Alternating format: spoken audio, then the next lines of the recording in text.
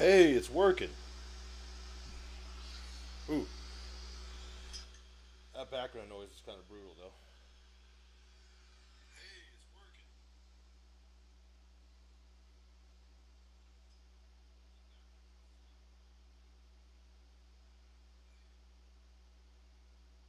All right, no time like the present. Let's get started. Let's see. Vulkan Hastan, Forgefather, chapter master of the Salamanders. Now, this guy's a badass. He is tasked with finding the 9 relics of Vulkan before he returns. Well, that's what, at least what the Salamanders believe.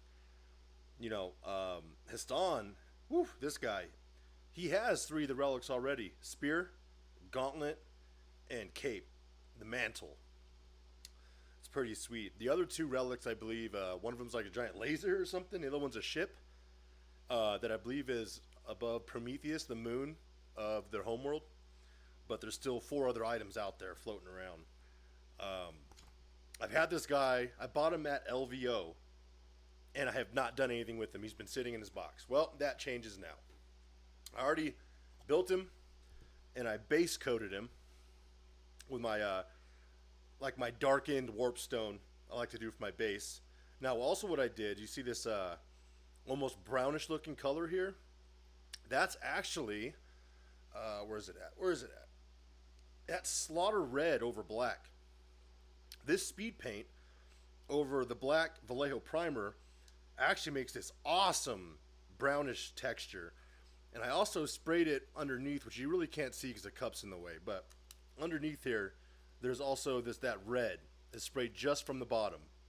You can kind of see it, but it's there. Believe me, it's there. To try and give a little contrast when I do the actual painting.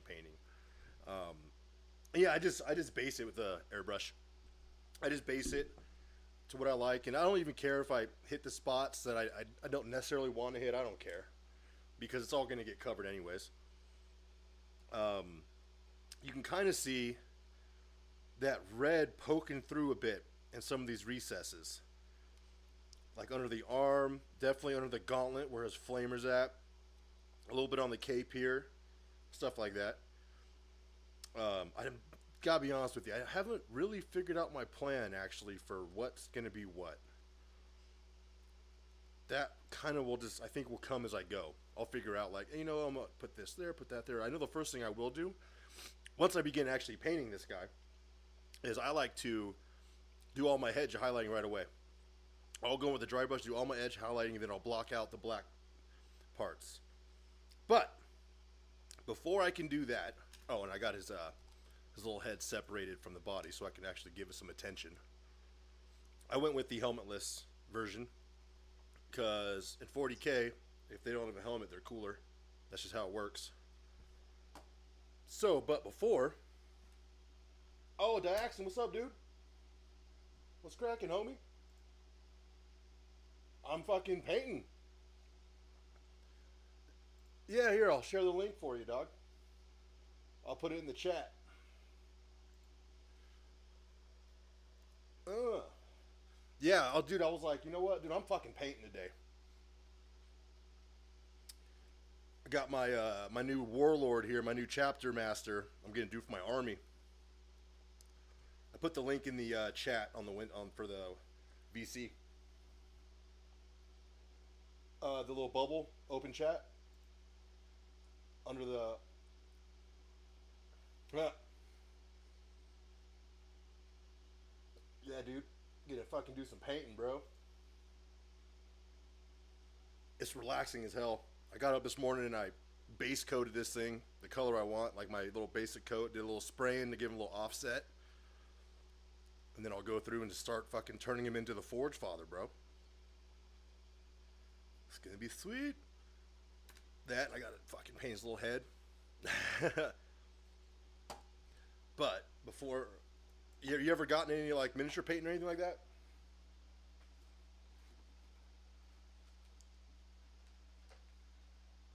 I love it, dude. I love it.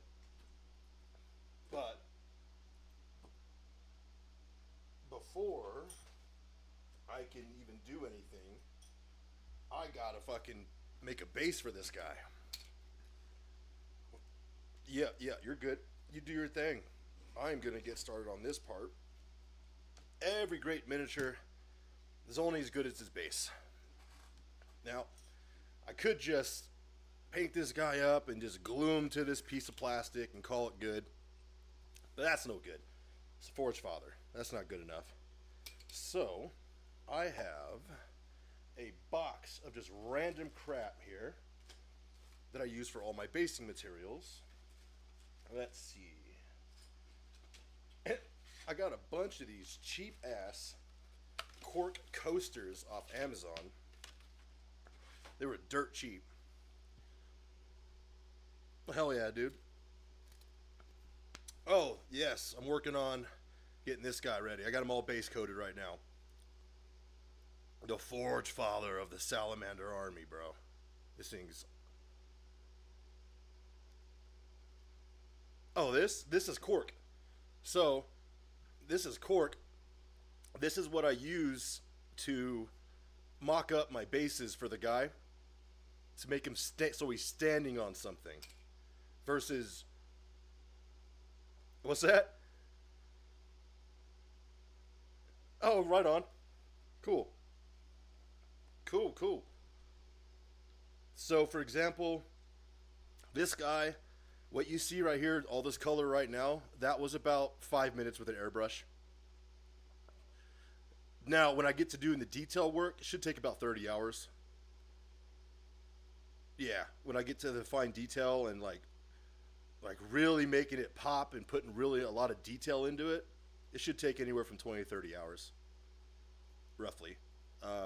I could get it done in about 5, just to get it ready for the tabletop for when I go play a game with it. Because I do use these in game. Like, I'm not really a painter so much, as more so I like to play the game of 40K. So, with the 11th edition just dropped, I'm sure there's probably a ton of guys right now online doing exactly what I'm doing, getting their armies ready. So, but like I was trying to say with these, yeah, technically, if I were to, there's what, red, black, and green. Technically, that's 3 colors. This would technically be legal on the tabletop. But they can't do that. Come on now. I can't just slap this thing down like this. I got to finish it. I couldn't do that. No way. Yeah, dude. And that's how I used to paint, actually. Most of my armies, I just rattle can, dude. I would base them with a rattle can and then just go in with a brush and just, like, pick stuff out just to make it look okay. Like, 'cause I didn't really know what I was doing yet. But when you have, this is a character model. So this isn't just your regular rank and file Space Marine. Oh, someone just posted the Vulkan. Yes, the Vulkan. The Pew Pro.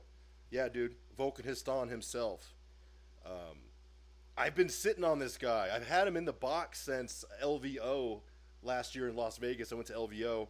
I didn't compete because I didn't really know what I was walking into, but I did buy this model while I was there. And I just been staring at it because I didn't want to do it. I was nervous. I built it up too much in my head that I was going to mess it up and it wouldn't be any good. But today's the day. Oh, yeah. That's all I use, bro. I use random household items. I don't buy expensive crafting materials. These cork coasters, I got like 50 of them for like $4. You know what I mean? Like, yeah, exactly. So from like my basing stuff, this is what I use. I just use random stuff. Go ahead, put some hot glue down on this base right here, and getting started. It has began. So I'll just drop that right there. Oh God, squish it down. Get it all pressed nice and tight. And with this guy, he's sitting at a list.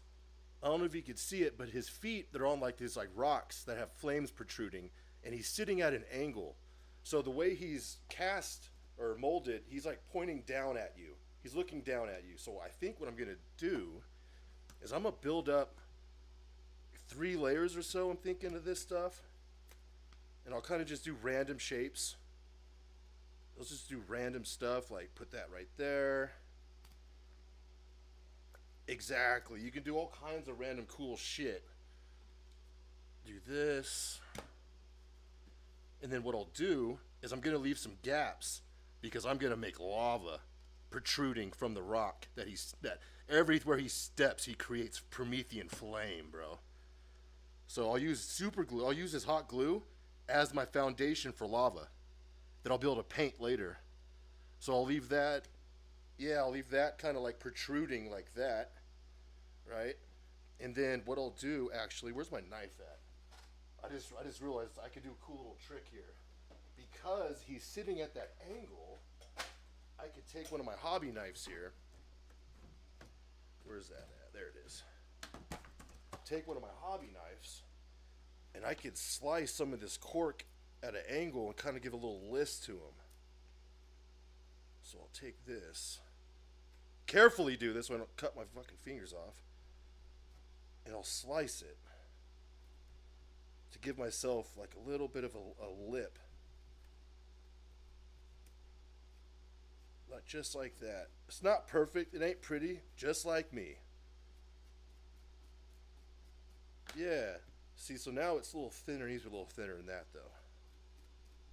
Let's really thin this thing out. Just like Bob Ross said, there is no such thing as accidents. There's just happy mistakes, right? So let's do that. See, now it's all thin. I'll use this back here. Yeah, kind of put it on a pedestal like that.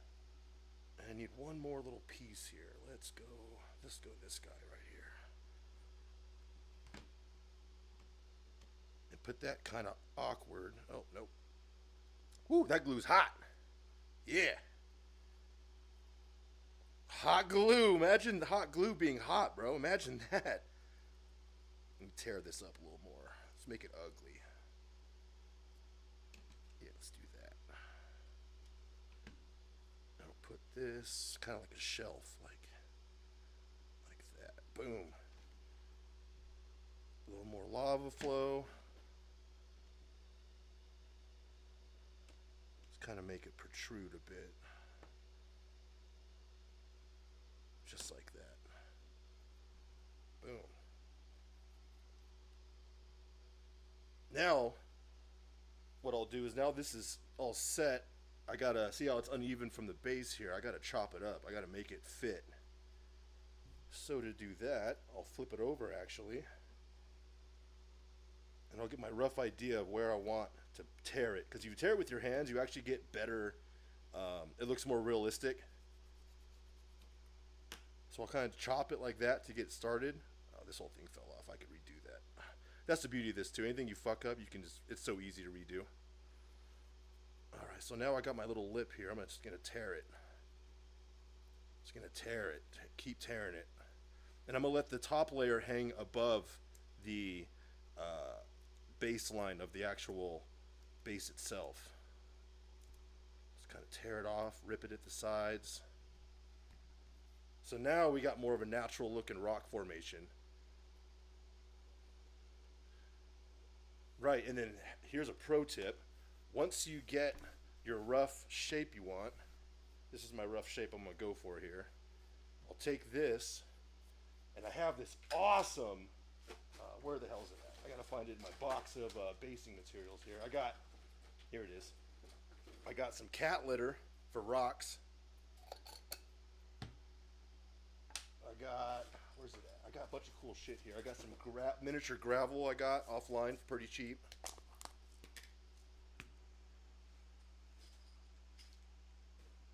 Dude, I have bark. I have a bag of bark I could use. Yeah, you could use anything you want, anything you find. I know guys that go into their yard and they find twigs, and they use twigs, you know. Why not? That's the point. It's like you can do whatever you want. There's no rules.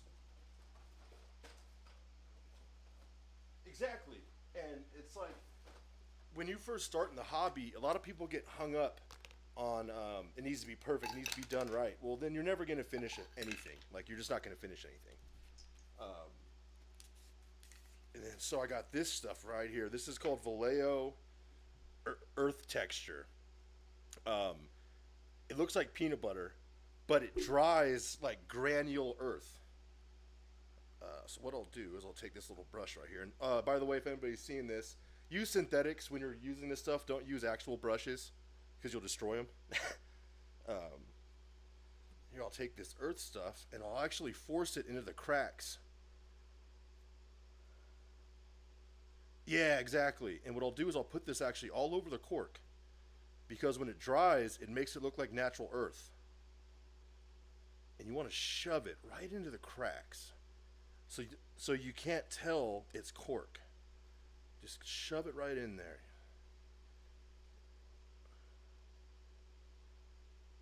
Yeah, that's cool. Like I have some homies at the game store that 3D print.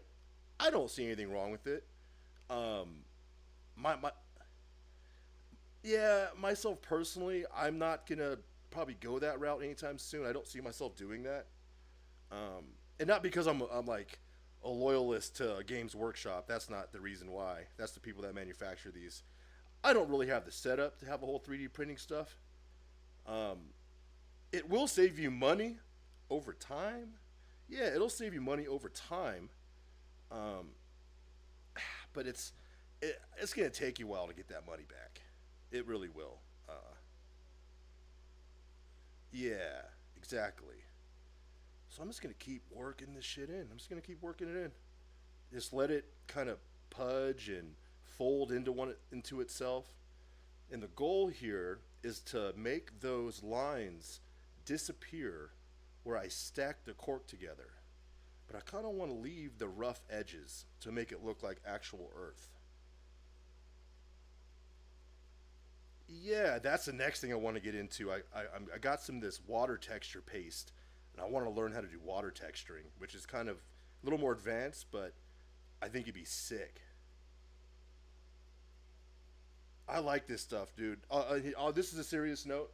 To be real about it, back in 2019 when I got into this helped me kick some bad addictions I had, and I've never gone back. This right here, painting and modeling, completely brought me back from the depths of hell, bro. uh, so it is a positive thing in my life that I fucking love it. I absolutely love it. And also, all the people I've met in the hobby so far over the past 7 years have been really, really cool, dude. Everyone's in it. This, yeah, it's a community. Yeah, everyone's been super dope. Especially like when I walked into the first time I actually went to go play a game, I actually stopped at this hobby store on my lunch break, and I was like, I'm just gonna go in and ask this guy because like I don't know where to start. I walked in and happened to be the owner of the shop was there, and I was like, hey man, I've been painting for a while and I have an army. I don't know where to start. I want to play, and he was so cool. He was like, dude, you need to stop by next Friday, sign up. We're doing a campaign for like 9 weeks. And what it is you sign up for this campaign, and it's like an RP version of the game, and it teaches you how to play. Everyone understands like, hey, this is my first game. They kind of some guys don't take it easy. Let me take that back. Some guys are assholes, but for the most part, everyone's super chill, and they want to help you learn because they understand if new people don't join, then there's no community, there's no hobby.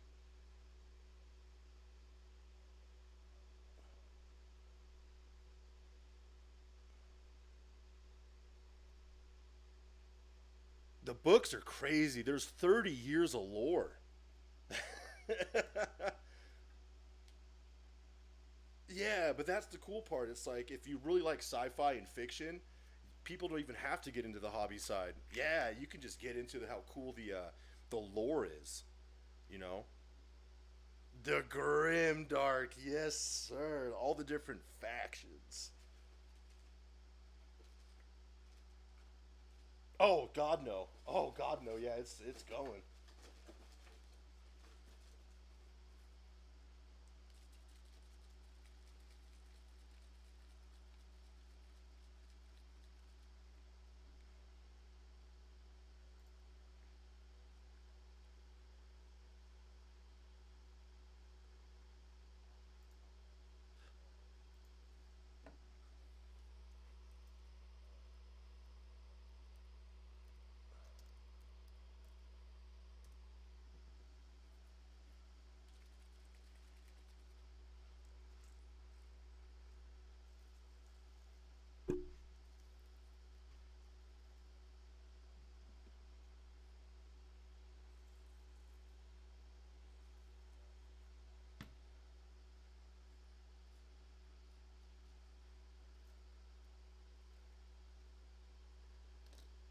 See, and then I'll chuck on.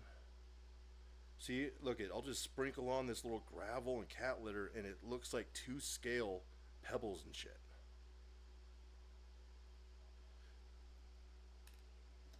And then I got this right here. It's super glue and water. I put into an old sunglass cleaner bottle, and I'll spray this on top and let it set. That will seal a very thin sealant for all the pebbles I just did.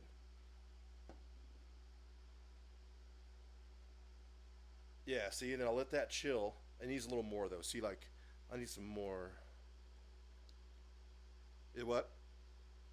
Oh. Oh, I got you. See, I need to put a little more though. A little more, like that. See, and then I need to keep some of it out of this little trench right here that I'm going to turn into lava.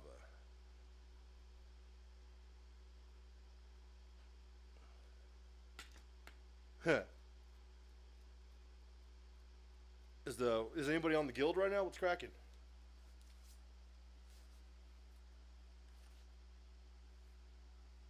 Oh, hell yeah. Oh, what the hell did I do with my little, I don't know. Sorry about that. I don't know.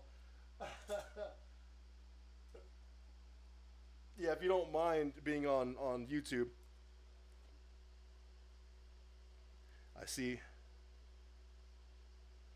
Oh, there ain't nothing illegal about that, baby. Let's go. You act like I didn't IRL buff before I started stream, dog. See, I messed up right here.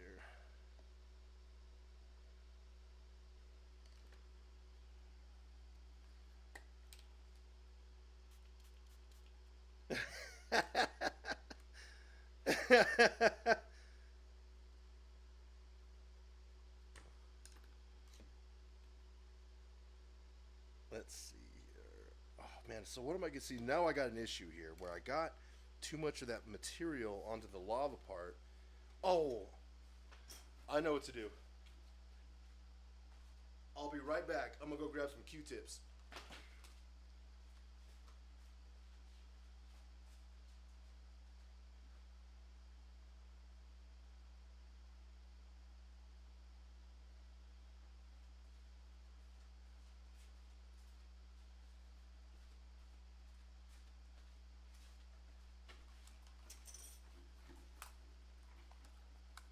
There we go. See, the power of household items. Perfect. There we go.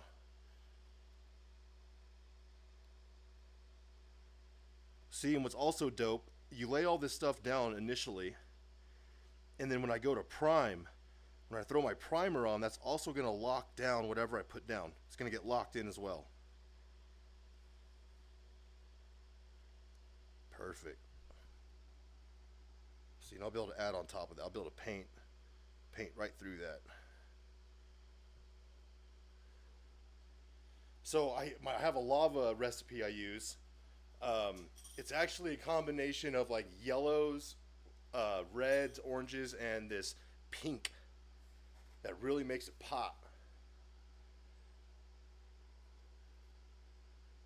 See, so now if I wanted to, I could call this good. Once I get this painted up, because there's a fine line between how much ornamentation you want to do with your bases. I like to do, like, to me this is good. This is tabletop good enough for me. I don't need to add any more stuff to it. If anything I want to add, I could do through painting. If I want to add any features or anything, I can just paint stuff in. But as of right now with this, I'll drop this guy. This will work.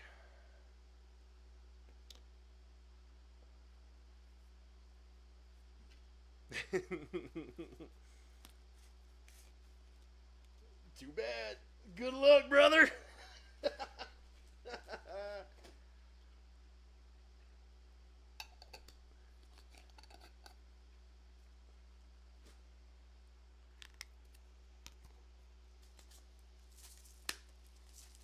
Yeah, dude. Show it who's boss. Yeah.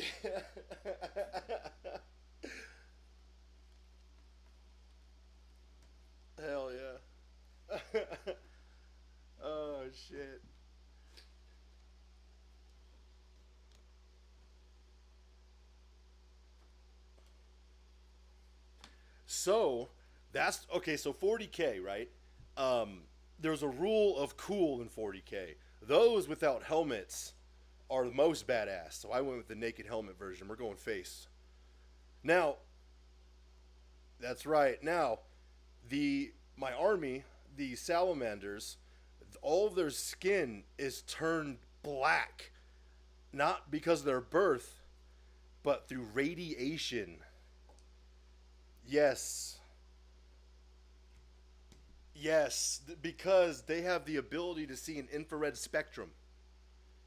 Because all the radiation from their home world, it manifests and it transforms them into that. They evolved, yes. Yes.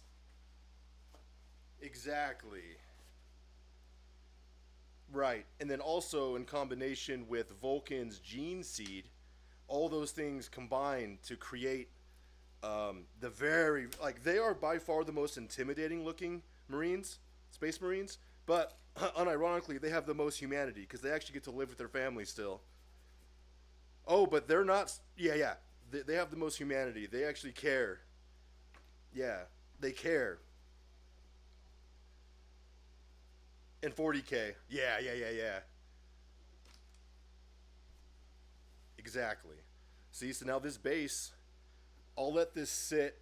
I'll probably let it sit for a couple hours before I go prime it. Just let it really just naturally set itself in, and I'll take my thumb and I'll just rub along the edge here where some of that overflow went, which doesn't even matter because I'm gonna paint it black. You won't even be able to tell. It doesn't matter, and that's what people need to learn when they start this stuff. Everything you do can be corrected, and everything you do doesn't have to be an accident. It could just be a happy coincidence, guys. Exactly. Hell yeah. Exactly. Just like old Ross Boy himself. See, so now once this dries, I'll probably have to add a pad there because I got to get his foot on top of it. So I'll figure that out one week. Oh, I just knocked off. See, I just knocked off onto a spear. Go ahead and just take that off with my thumb right now. I'm going to make his spear glow red too. Because they're all power weapons, you know? Power weapons. So now this base, I'm going to call this base good for now. I'm going to call it done. I'm going to let it sit, let it dry, and then I'll base it later.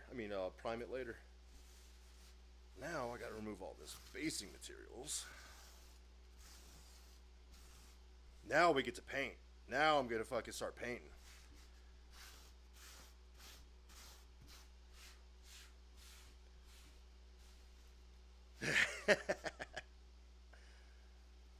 Uh-oh. It might have got our boy. Oh, he's there. He's alive.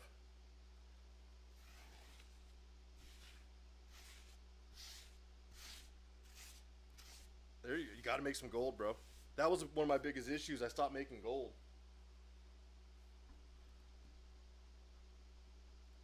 Hell yeah, dude. I love to hear it, man. Love to. Oh, I was missing you yesterday, Doubt. I was missing you, dog. Where's my mana battery, blood? Man.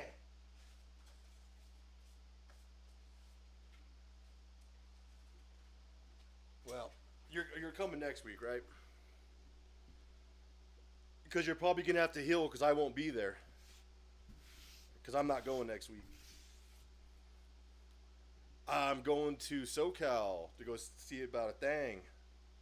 Gonna go see about a thingy thing. Yeah. Uh-huh. You know what's up?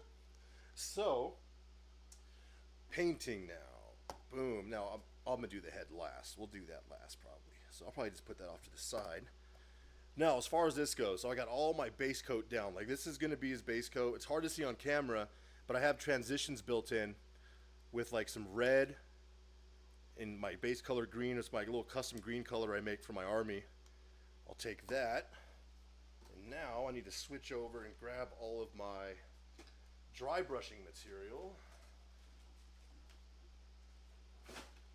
Do that.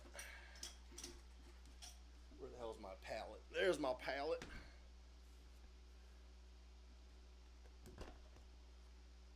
Yeah, there we go. Gotta have my paper so I can dry it off.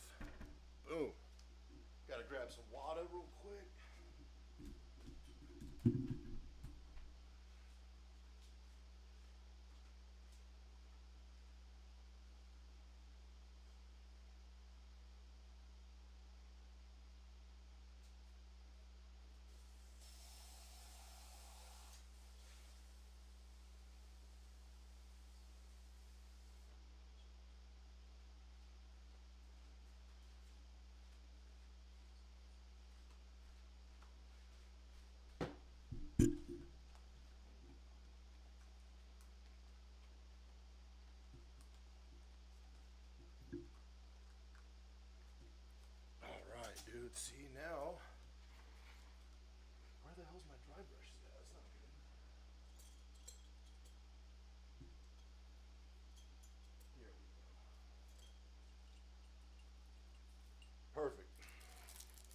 a brand new one out for this. Go brand new. So dry brushing is actually dope. Dry brushing is amazing. You could take a brush and all the little tiny pieces that are sticking up, the ones that are facing upwards, that would catch the most light, you can dry brush your accent colors on, and it's gonna make this base green is gonna absolutely pop. So for my army, I used this little green combination, and I highlight with like a yellow green actually. This is called moot green. The secret to dry brushing is actually you want your dry brush a little wet. Just a little wet, not much. Just like that. Take it. Get you a scoop of color. Boop. Drop it right onto my case because I don't care. Just like that. Wipe off the excess. And I'll test it on my hand actually. Yeah, that looks good. Now this whole model is about to come to life. From that basic green, it's going to explode with color just on the raised areas. That's all I want to do is get the raised areas. I don't want to paint the whole model, just the parts that are sticking up. Just like that.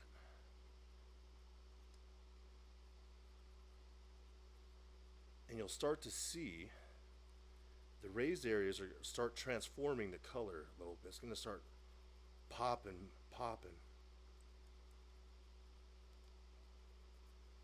Yep, and this is just the simple step of dry brushing my accent color on top of my base coat. That's all I'm doing. I'm just dragging this brush, just dragging it. I'm not trying to paint the model, just trying to paint the edges. And it starts to come alive.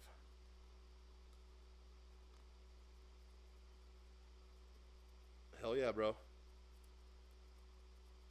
Go for it, doggy. Hey, I'll be on later. I'll be on. Oh yeah, I'll be on. Just want to start making this thing come to life a bit. And you start seeing more details when you do this too. Maybe I want this backpack to have a little, maybe I want his backpack to be a little poppy, you know? His little power pack. And then also I'm keeping in mind, I know where his head's going to be. It's going to be right there. So maybe I want to kind of make his back pauldron pop a little more.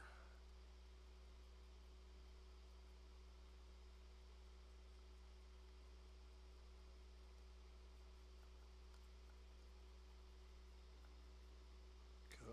See now his back legs underneath his cape. I don't need to make that pop. But I do want his little shoulder, his knee guard to have a little color on it. A little color on his knee right there.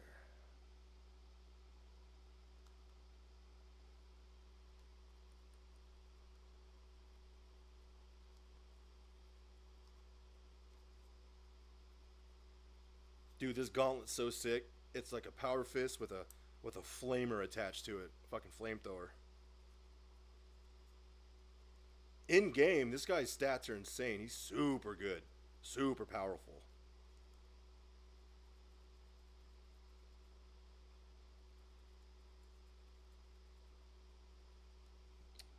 See, I think that's probably about it. Maybe a little more. Let's get a little more.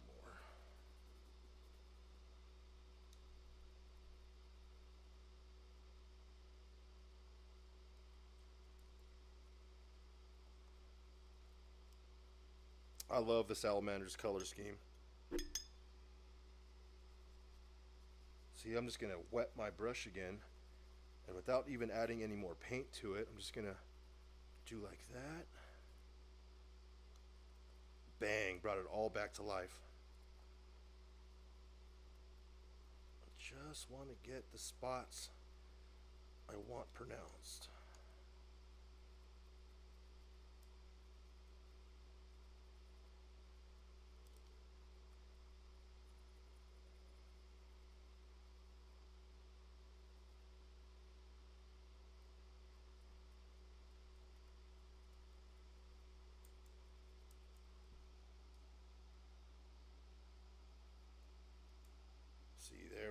that's what I'm talking about. I'm gonna call that good. I'm gonna call that good and go to clean this brush. Switch that over. Don't drink your paint water unless you like it, unless you're into that. Go for it. I'm not gonna judge you. Ooh, you know what I need? Probably should have had my brush cleaner out. But, whatever, who cares? Who cares? Alright, that's done. Now, I gotta get his black stuff picked out here. Oh, I need a new palette. I literally just use baking sheets. I don't spend money on expensive wet palette stuff. You don't need all that. Rehydrate this. Be right back. I gotta grab that sheet.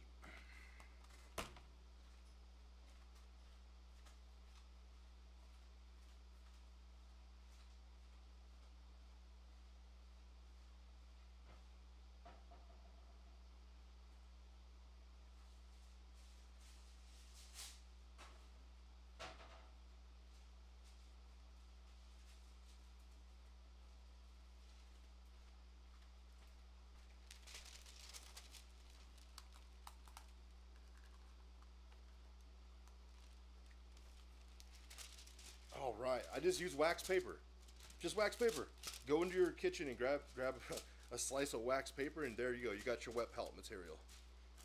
And I just rip it to size.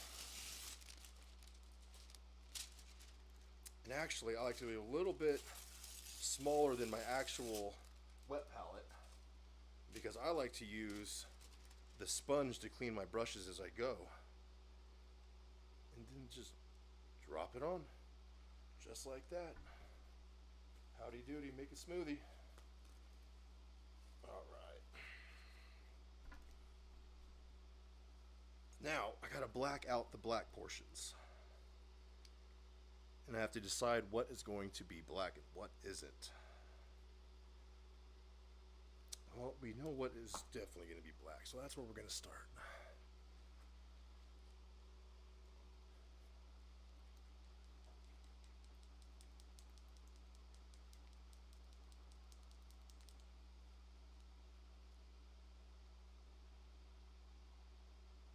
Going to need plenty of black.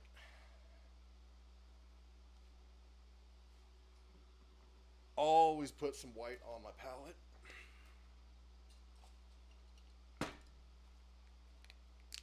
I just use just basic acrylic white. Who cares?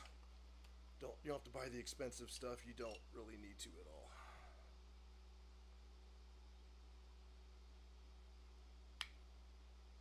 Little dab will do ya.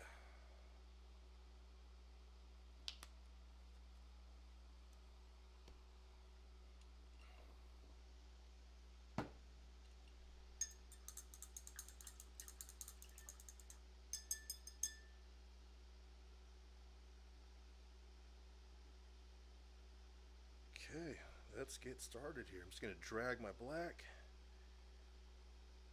Make sure I got even coat on my brush here. Go ahead and take the excess off on your paper towel. You don't want it too wet, but you want it to travel. Alright, now, I'm just going to start right away. I know the weapon is going to be coated black for the effect later, so I'm going to go ahead and just clean that up from the green from the overspray when I did my base coat.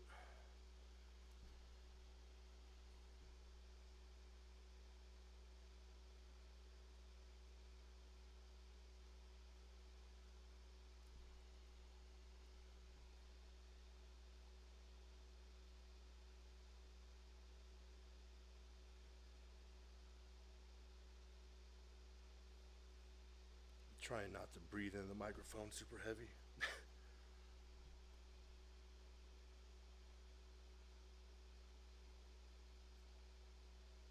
It's gonna keep going, thin layer after thin layer.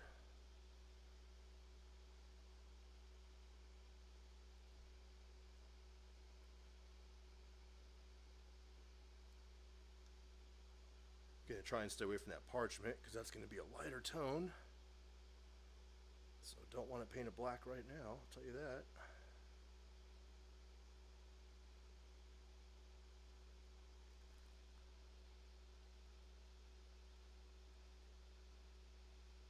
His fingers will, though. His fingers will be black, so we'll go ahead and just get that going right now.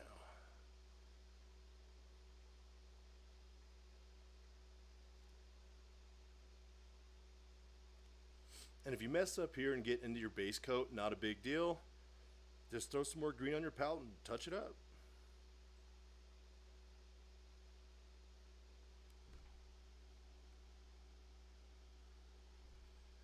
Ooh, you know what? I think I'm going to make the handle grips like a red or purple, so I'll leave those alone for now. I'll come back to those and figure out what color I'm going to do those. I think having a red value or like a purple value would look really good against the green. Or maybe even like a warm leather color for the grips. That would be pretty sweet too. We have options. It's going to get all this coated. Let's see here. You got little tight spaces like this you got to reach into. Don't be afraid to get in there. Oh shit, don't drop it in your palette though, don't do that.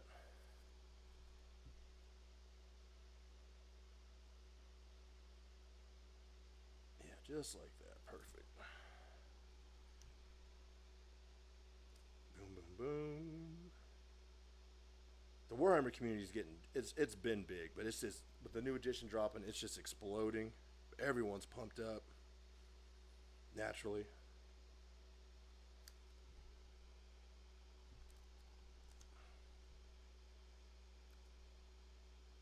Boom, there we go. And that's all the black for the weapon I want right now. That's it. That's all I want. A little touch up right here. Ooh, I think I might make this dragon on the tip of the spear. I might make him gold. That would look sweet.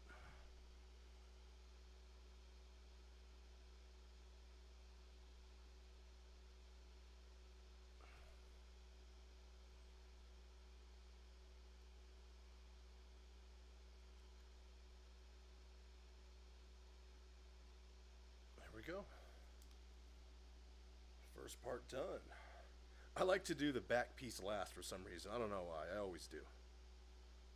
No rhyme or reason to it. Now, I got the under armor. So let's see, that's too much paint. That's better.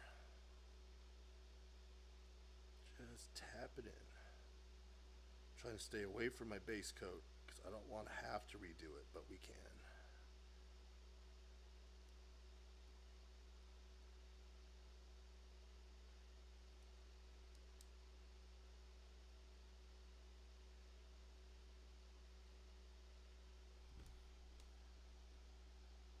There we go, looking good.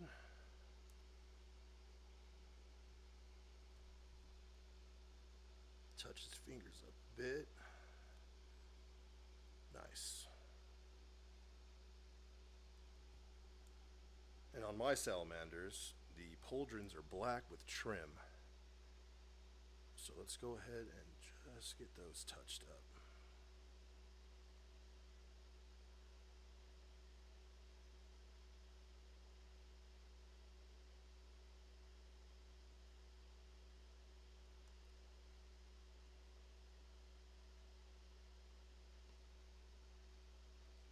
Don't forget to get underneath it too. Really block that thing out with your blacks.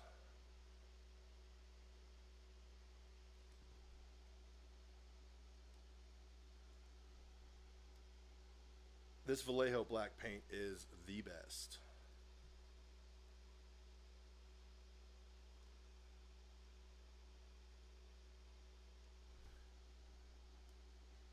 Then we got his gun pouch, which I'm going to go brown, so I'll leave that alone. What else is going to be black? What else we got here? So that's the cape. That's all cape, so I'll leave that alone. Oh, here we go. Whatever these little, I don't even know what you call it. cabling right here.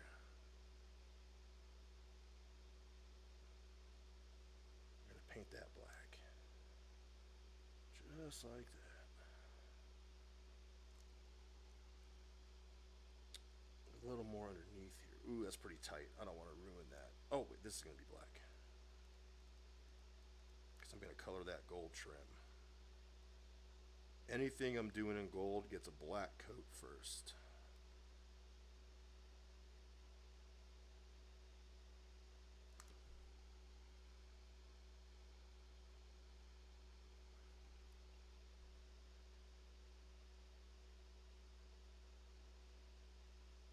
Just like that.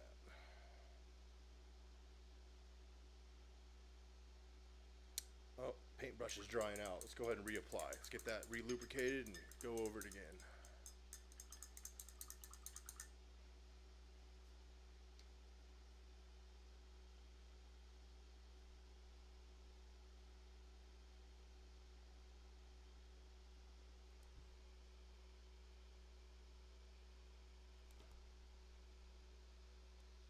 He's got his little flame right here. I'm going to paint gold. Let's go ahead and make that black.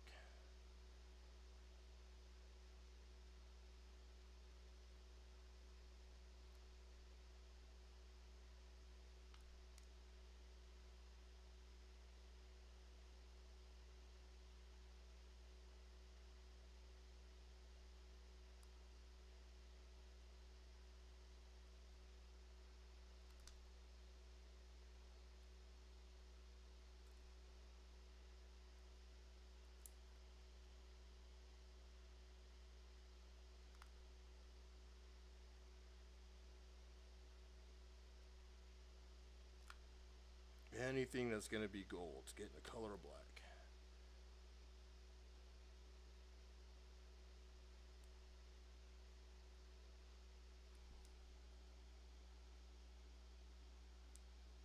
See, we're starting to get it now.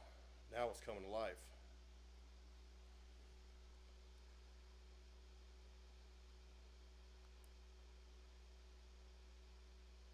The more paint you add, you start to see whatever you envision for your model starts to come.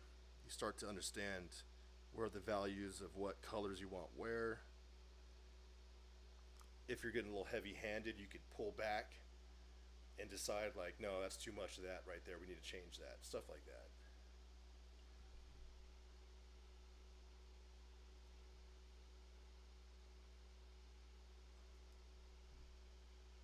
What else we got? Shoulder.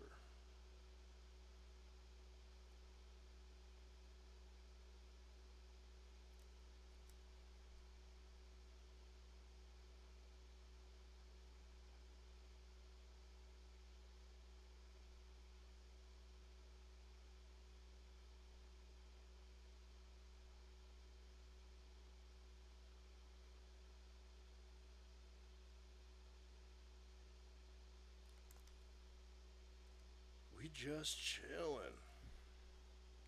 Taking our time, enjoying the day.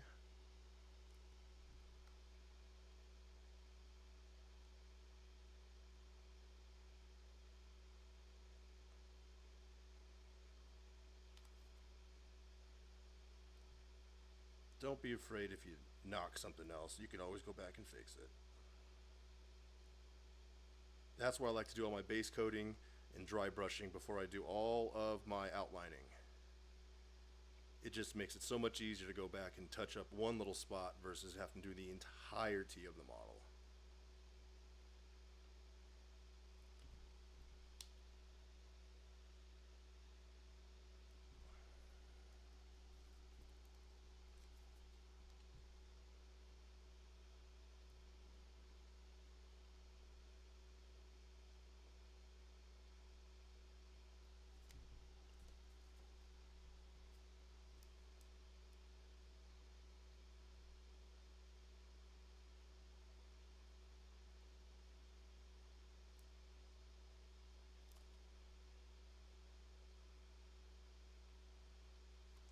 Boom. Looking good. Let's go ahead and black out the rest of that shoulder.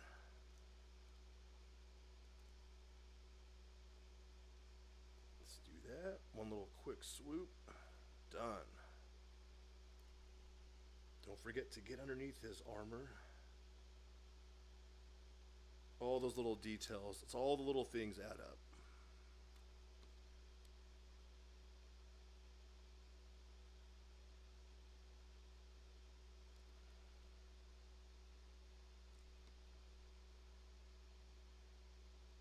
Gotta get his fist. His little fingers.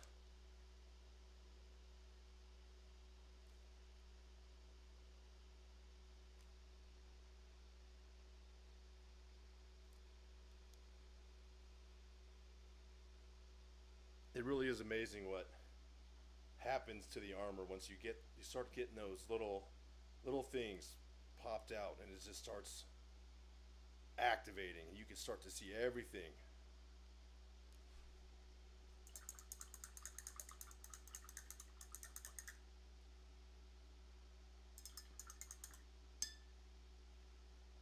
Whew, his lip pillow is starting to bite a bit.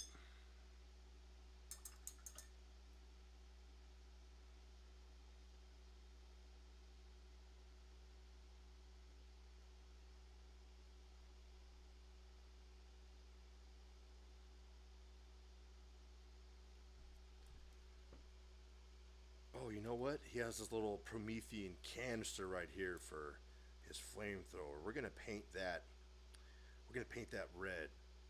But I'm gonna go ahead and preemptively get whatever you call that.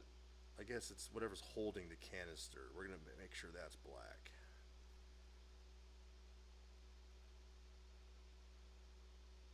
That looks good. Yeah, that looks good. Then we got some chain here. Chain, get that nice and coated up. I didn't have a color decision decided for his groin towel thing, loincloth he's got going here. But now that I got the paint on here, I'm thinking I want to do like a very flat, dark, almost purplish red.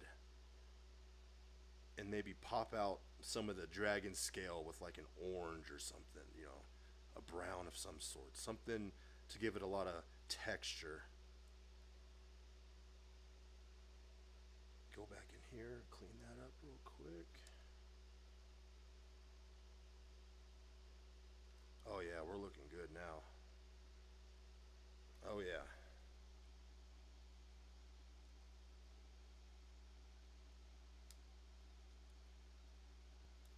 Alright, let's get back in there.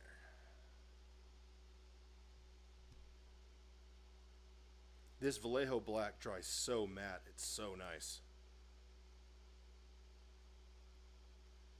Alright, where else do we have the armor? Do I want to make his shin guard gold? Or do I want to do like maybe that'll look better gold because of the green. So we're gonna erase that highlight. We're gonna erase that highlight I put on there earlier.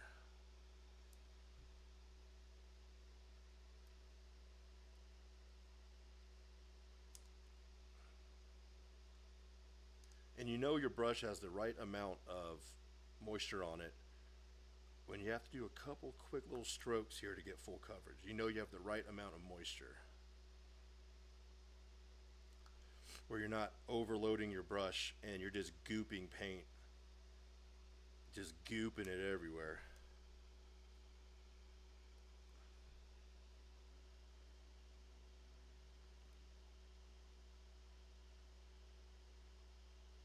Really trying to stay away from touching the inner side of the shin guard there, because that's a beautiful, beautiful transition of base color and the dry brushing where I don't want to have to try and fix that. I could, but I don't want to. I don't want to mess that up.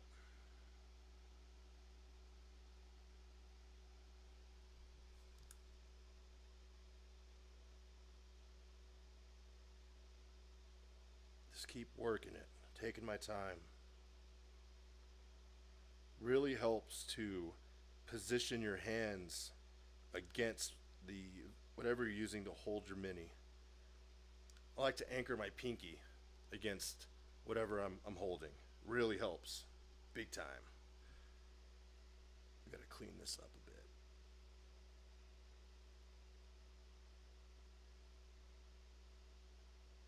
There we go.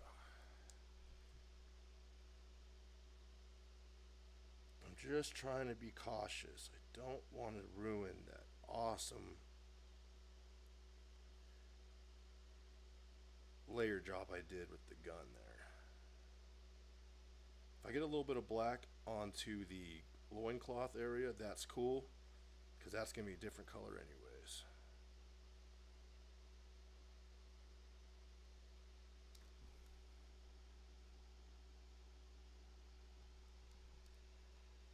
It's a little too much paint, see? Even I got to catch myself.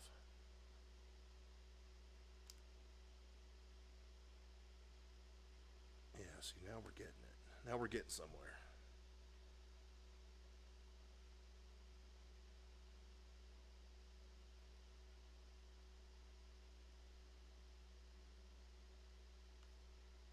Oh, you know what? Maybe I won't paint. Maybe I'll do the flames like actual flame color and not gold. That would be pretty cool. Have I ever done that before? Nope. So that might be a bit of a challenge. See, I've never done it, but hey, why not?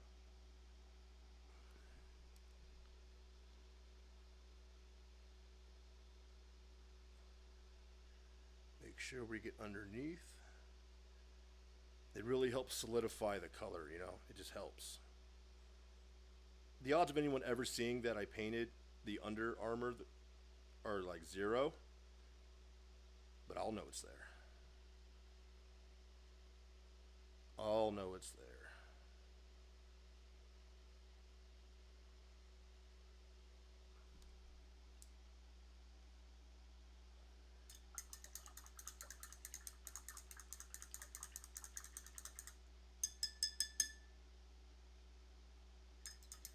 Drush was getting a little bit dried out. We gotta reapply some water to it here.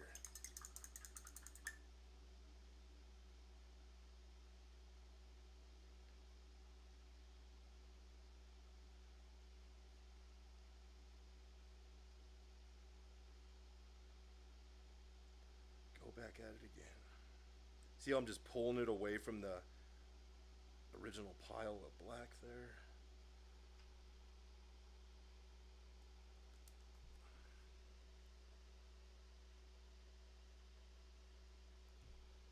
A little more.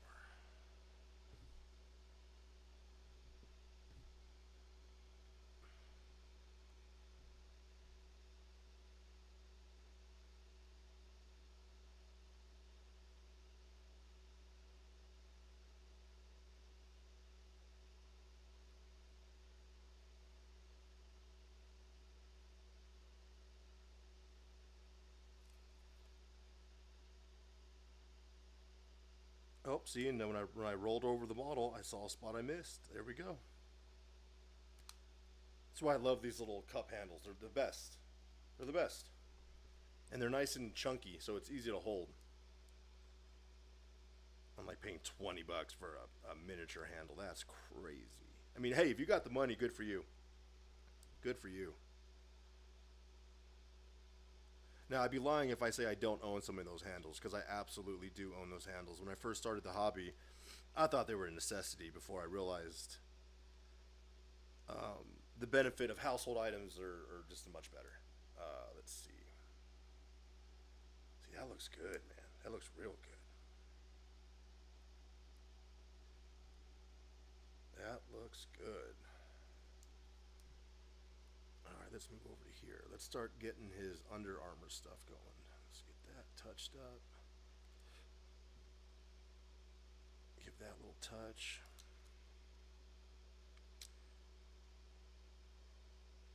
Yeah, let's color his weapon.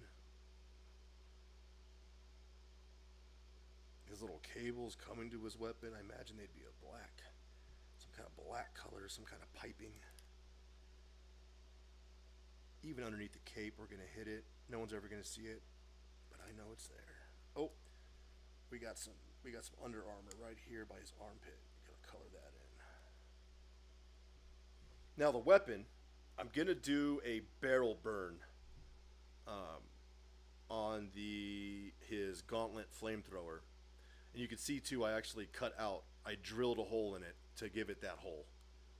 If you have little tiny drill bits, definitely drill your weapons out. It makes them look dramatically more real. If I didn't drill that out, it would just be just a flat piece of plastic, and it would kind of kill the illusion. So we'll go ahead and just get this weapon. Just gonna paint the whole thing black. Doesn't matter. Get the whole thing black. Now in this, because there's a lot of hard space I can't reach, I'm actually gonna overload my brush a bit, and I'm actually gonna touch it to my water here. Just a little bit, and you'll see on my thumb, I'll show you, watch how it just flows off the brush. Boom, it just flows right off. And that's how you get inside these little hard to reach spots. You get a little bit of water on your brush and let it just pour into those recessed areas you can't get normally. Just like that. And then I'll go back to the front. It does thin your paint out, so you might have to do it twice. But it definitely makes life a little easier. Barrel burn's gonna be a little tough, but I'm gonna get it done because it's such tiny surface area to work with. But we're gonna make it happen. Make sure it's all his gauntlet. I'm gonna leave the under gauntlet brown, like that reddish brown from the original spray, because he's going to be standing on some fire, so there's going to be some glow. So we'll leave that be. Looking good. Maybe a little more right there.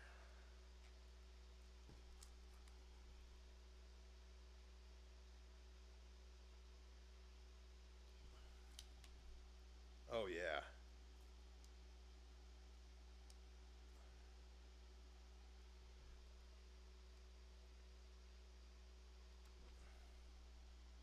Woo, baby. I'm loving it.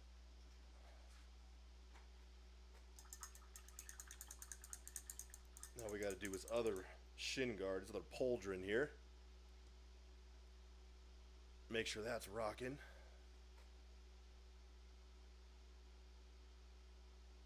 Okay.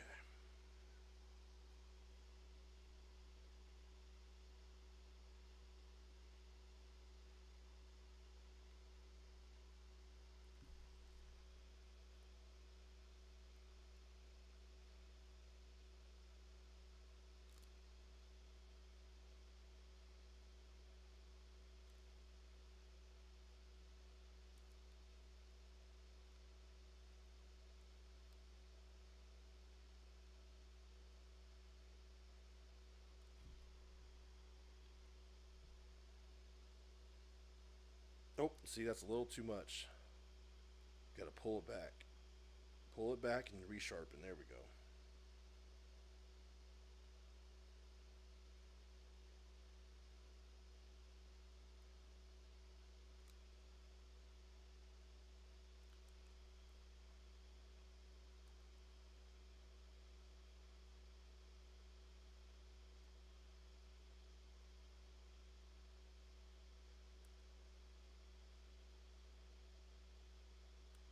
See, and there's like a little bit of scripture stuff right here on his knee that I'm gonna leave alone. I don't know if I'm gonna make it look metallic or if I'm gonna make it look um, like a linen, like a heavy linen or something. I'm not sure yet, so we're gonna leave that be. I'm just gonna touch up the rest of his trim here.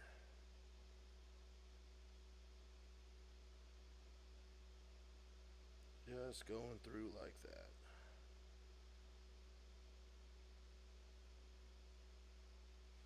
And then I just noticed something I didn't even notice when I was building the model. I don't know how I missed that. There's flames on his underneath his coat. I mean his underneath the mantle. How did I miss that? Oh, what do I color those? Do I go gold with that too? Oh, that will look pretty sweet. Gold and flames. You know what? I'm just going to base coat them black and decide later. That's what we're going to do.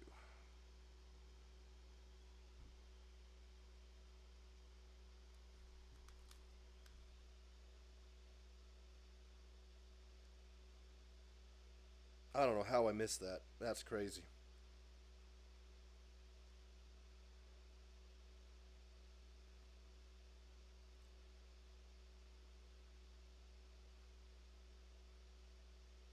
It's so obvious. How did I miss that? That's hilarious.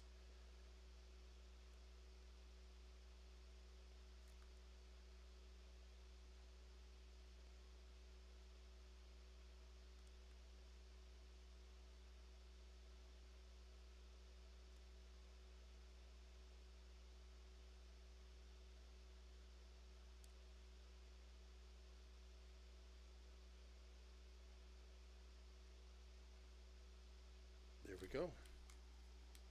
Boom.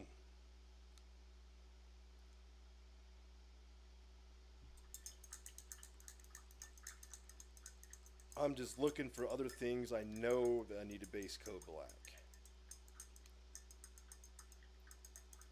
Ah, yes, the power pack, of course. Most of the salamander iconography and all the stuff you see with them, they all have jet black power packs. I kind of don't like that. I don't like this the black power pack. So what I like to do on my power packs is I do green and black.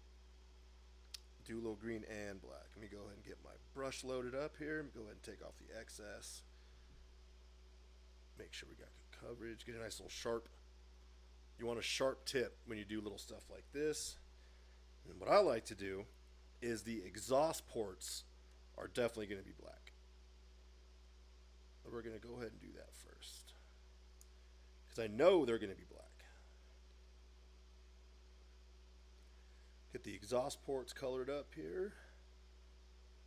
And that includes the vents inside the ports. Go ahead and just dab those up. Just like that.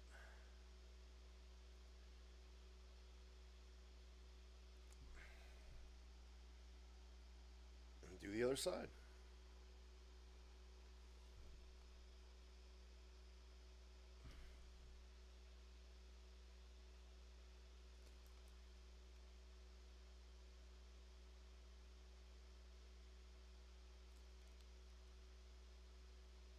Beautiful. Man, I really do love painting minis. I really do. I do have a dislike for vehicles, but I don't think I'm the only one that feels that way about painting vehicles. I know plenty of people that don't have vehicles in their army just specifically because they don't want to paint them. Now, I'm not that extreme. I got vehicles. I got some dreadnoughts. I'm working on a Land Raider Redeemer. Maybe that should be in my next video where I actually get that thing finished. Um, but we're coming along. See? That makes it pop, man.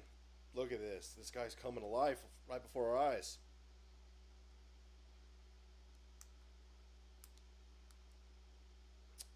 Oh, see? Damn. That's why you got to roll your model around. You got to roll it around. Look at that. I missed the trim on his gauntlet there. Let's go ahead and get our brush ready, reapply, and get in there.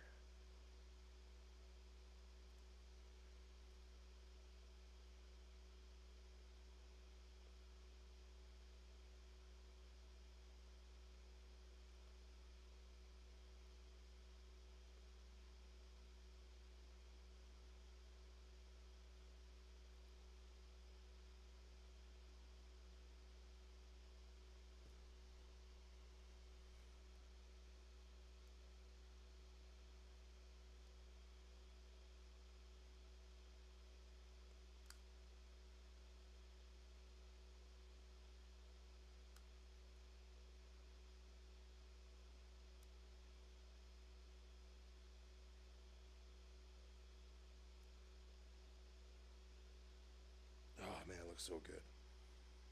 I really do love the Salamanders colors. I do. That's why it's my army. Wasn't my first army. Definitely wasn't my first army. But once I discovered them, I knew it. Right when first time I seen it, I was like, well, I'm doing that. I'm doing that for sure. Let's see here.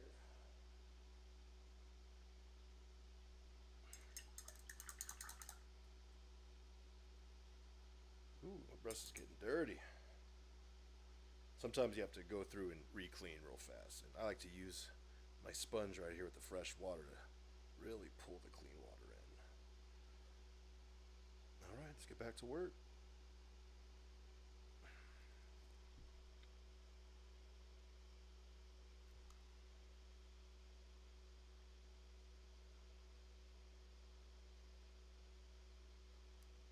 This Vallejo black is just the best, dude. It's so good.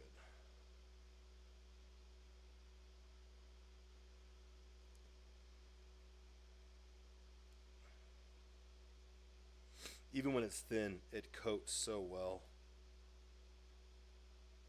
I think I have like 5 or 6 tubes of it. I really should just buy like one of those giant ones for like whatever. It's kind of pricey, but I think it might be worth it. What was I doing? Oh yeah, right here.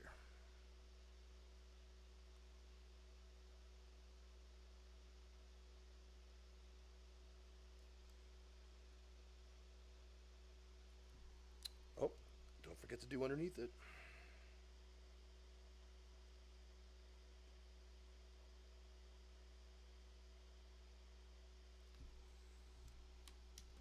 Oh yeah.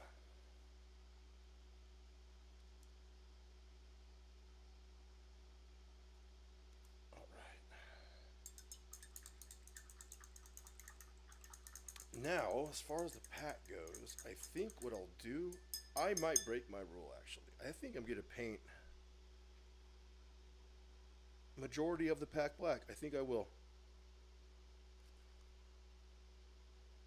Yep, yep, we're gonna do it. I'm gonna leave the like little power disc. I'll leave that green, but everything else we're gonna go black.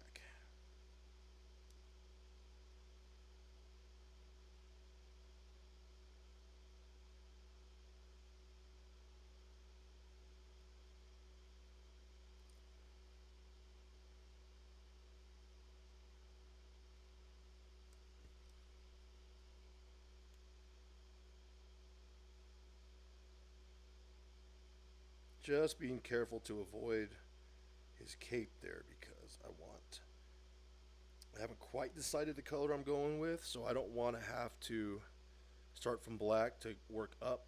I'd rather work up from like a brown or a red. So we'll try and leave that alone as best we can.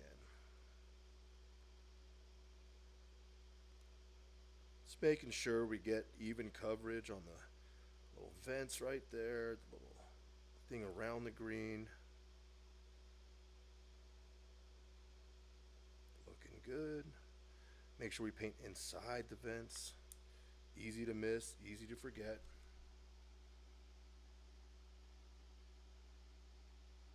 Yeah, we're getting somewhere.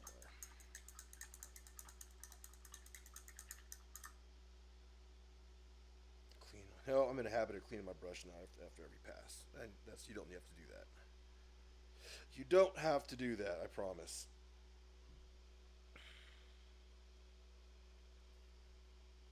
What else do I want to be black? Ooh, you know what? Yep, just do it. It's done. Can't go back now. Ooh, yeah. Yeah, that looks good.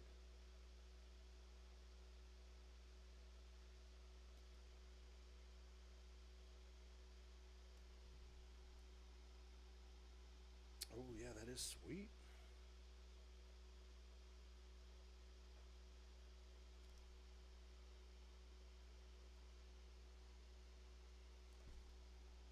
Okay, that looks cool. Yeah, I like that a lot. All right, cool. Well, that's staying. What else we got? Oh, there's like a some kind of thingamawhat's it right here. Let's paint that black too. Some kind of like power coil or something. And there's a tube. Let's get that tube.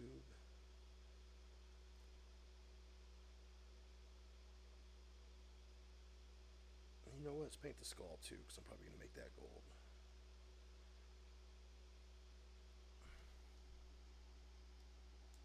Man, this thing's so sick. This is such a sweet model. Games Workshop did a good job at this one. The resculpt. The original one was so derpy. I don't know if you guys have ever seen that. It's pretty funny looking. God, that was probably like 16 years ago when they made that model, I bet. I mean, probably longer. Probably longer. Let's see.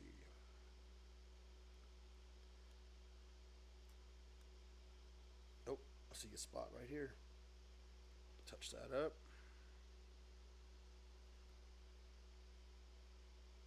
Touch that up.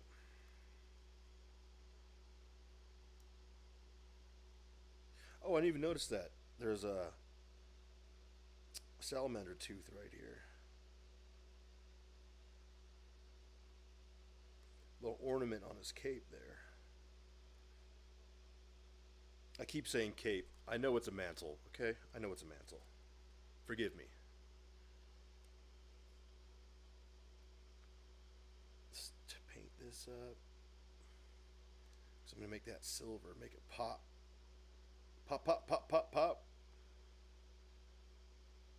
Make his little iron cross. I'm pretty sure I got to go back and look at my army because it's been a while, but I'm pretty sure I don't make any of my iron halos gold. I'm pretty sure they're all silver, but I got to go look.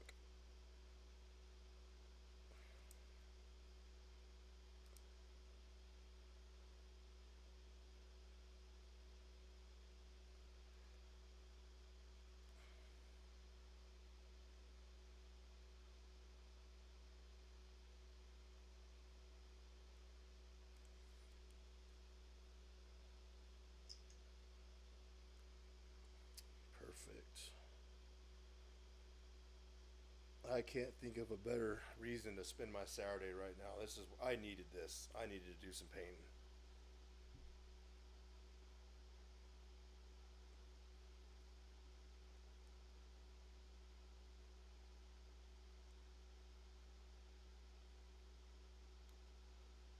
Okay, maybe it's time to start working on my lighter. The light. Oh, you know what? I just saw something. See? That's why you got to twist your model around, folks. I didn't paint his little shoulder skull. Knee skull, I mean.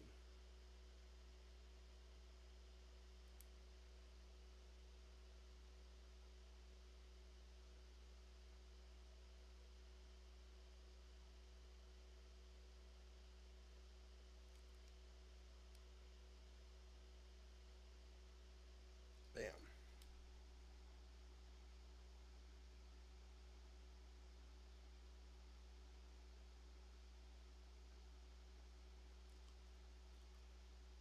Sweet. Looking good, folks. Looking good.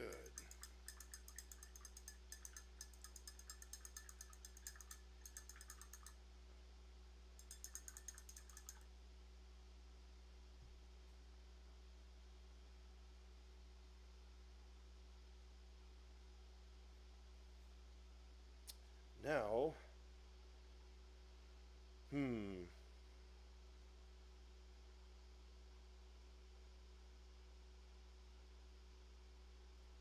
I kind of want to work on his cape. Yeah, let me figure out what I'm going to do with this cape. Mantle, whatever you want to call it. You know what? First things first. I'm actually going to do. Let's get some white going here.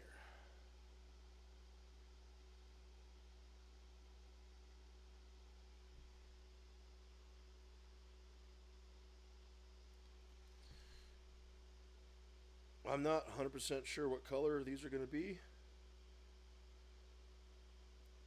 But but I have a sneaking suspicion I'm going to use contrast paint. So if that's the case, we need a nice white little coat down here. Look how awesome this white covers too. It's a Liquitex Basic Acrylics. Titanium white. This stuff works.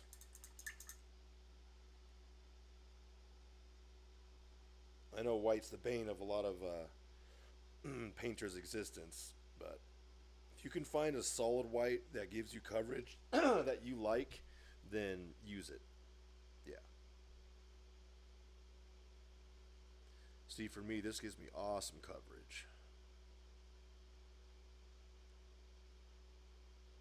And I'll definitely come back and do another coat.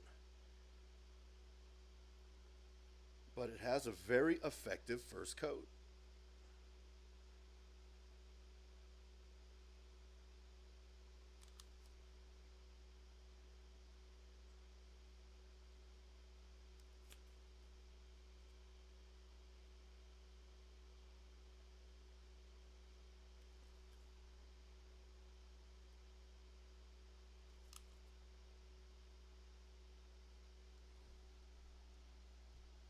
Yeah, there we go.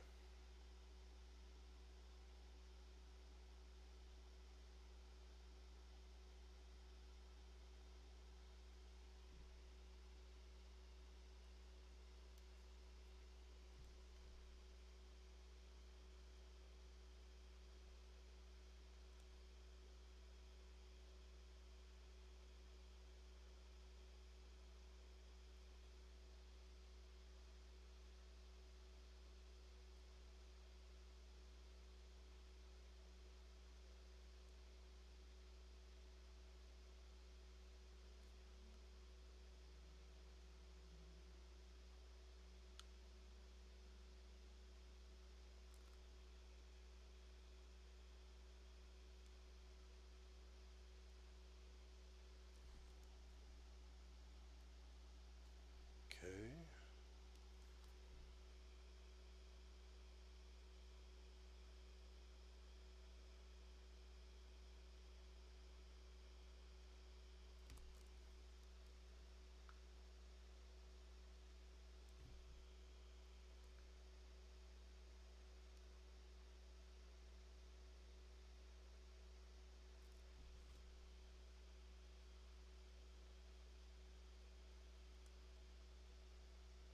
Trying to pick out the blade underneath the ornament here as best I can. 'Cause I think I'm going to make that ornament gold. That will look pretty sweet.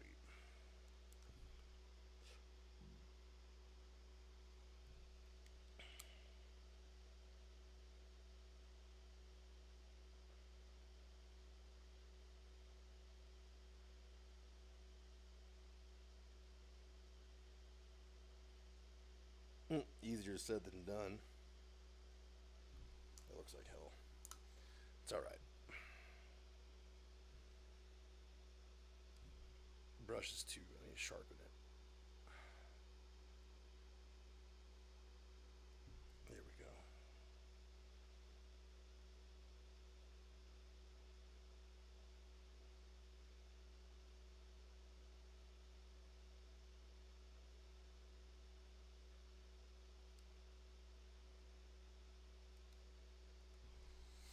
Sweet. Definitely gonna have to do a couple coats of that white.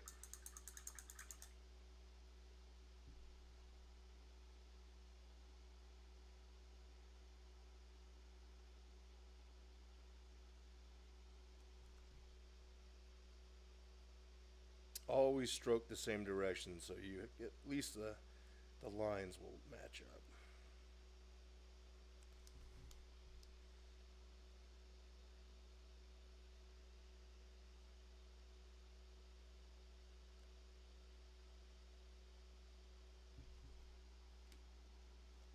Awesome.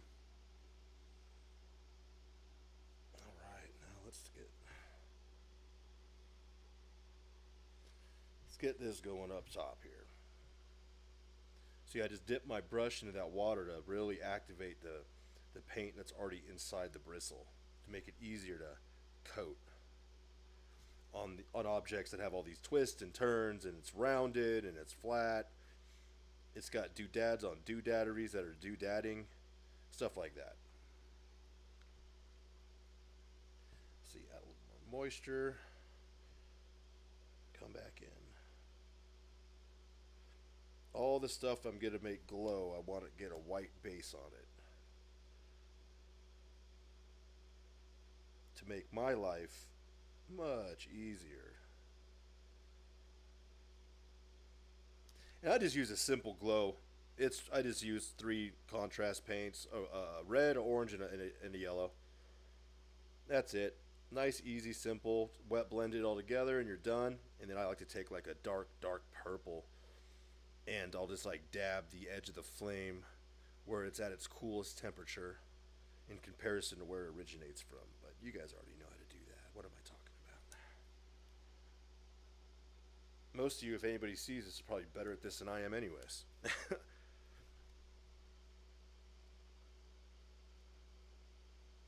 Just working it in, trying to make sure I get all of it.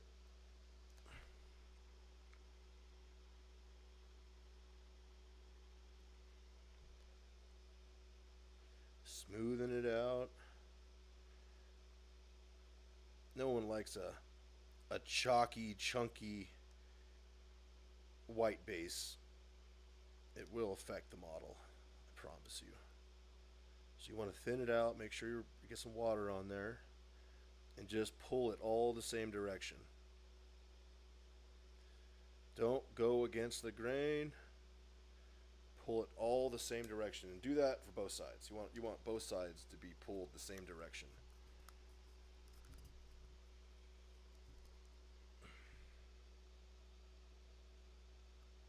Just like that. And even underneath here.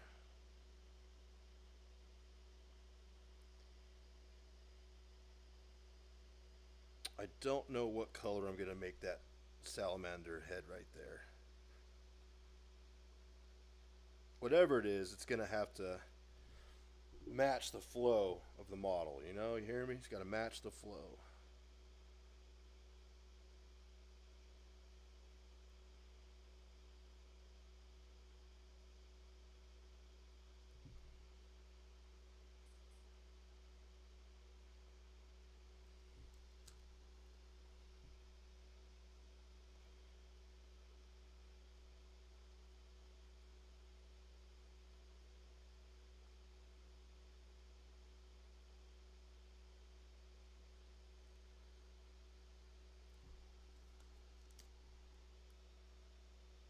Pulling it the same direction.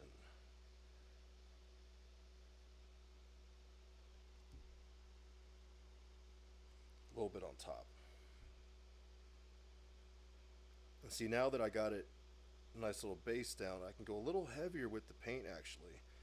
And because it's so wet, see how it smooths out and just pulls everything in the same direction, and it's starting to look really good.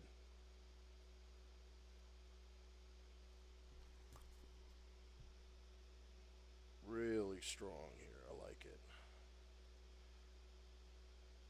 And actually, I'm going to call that good for that. That's great. That looks awesome. Oh, little spot right there. See? That's why you got to pay attention. Right there. Pulling it the same direction. Sweet.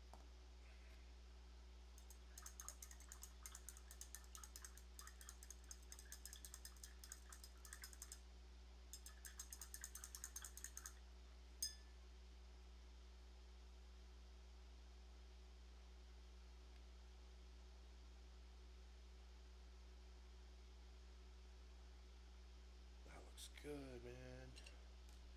We are getting somewhere. I think the next step is going to be tackling what color values. Oh, see, I just saw some right now. See? The parchment. We'll use whatever white we got left on here pretty thinned out. But that's all right. And it's gonna be nice and runny. Look at this, runny. I'm just gonna base these. I don't even care if it actually is opaque. I just want to get it on there. Just want to get it started. We're getting this party started. That's all we're doing with this. Just getting it started. Doesn't have to cover completely. I just want to get a lightning foundation on it. That's all I want to do. Lighten it up. That's all we're going for. Oh, be careful. Which really isn't a big deal, because if you get it on black, it's the easiest to go over. Let's do all that. You gotta flip it around, take a look. It continues this way. Just like that. We're just gonna pick up all the white paint left on my palette here. And that's the beautiful part about wet palettes. There's always a little left. It really does extend your paint. If you're still, I still paint some stuff with dry palette. Don't get me wrong. But if you want to make your paint last, you want to get every penny out of the money you spend on the hobby, get a wet palette. Get a wet palette. Don't spend money on those stupid wet palette sheets. Like I said at the beginning of the stream, just use wax paper from the kitchen. It's so easy. Gets the job done. It's super cheap. Now I can't reach that spot. We're gonna have to go in like this.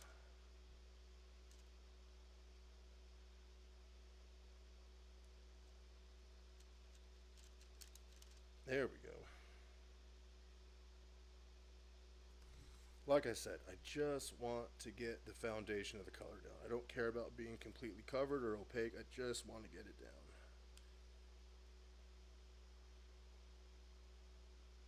And there we go.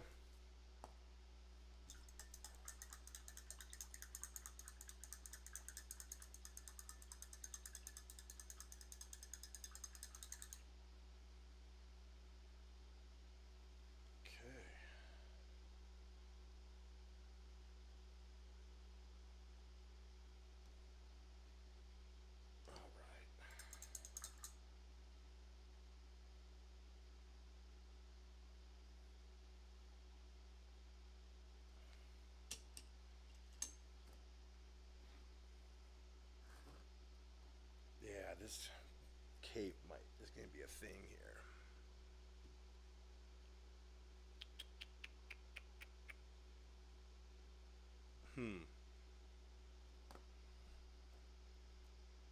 This is actually a good spot to take a quick little 5-minute break. We've been at it for a little bit over an hour.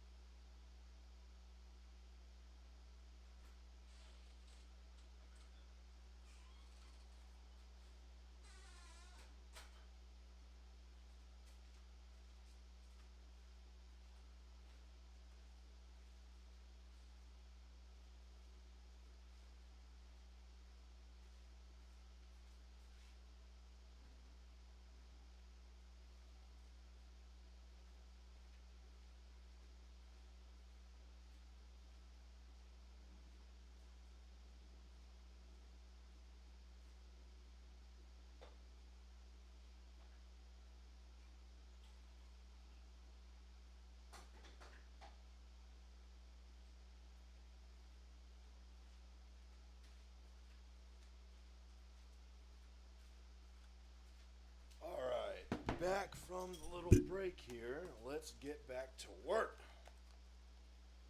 So, I got to figure out what I'm going to do with this cape here. I already got a little bit of that red on there to give it that little two-tone, but I got to figure it out. I kind of want to go like a brown. Let me dip into my colors here and find a brown I want to use. Let's take a look. Could have swore I had this sweet, like, kind of. I don't want to do like a leather brown. I want to do something with some pop. I don't want to do a khaki. I got this warm brown right here from Pro Acrylic. This might be the play. Maybe I'll mix it with a little red.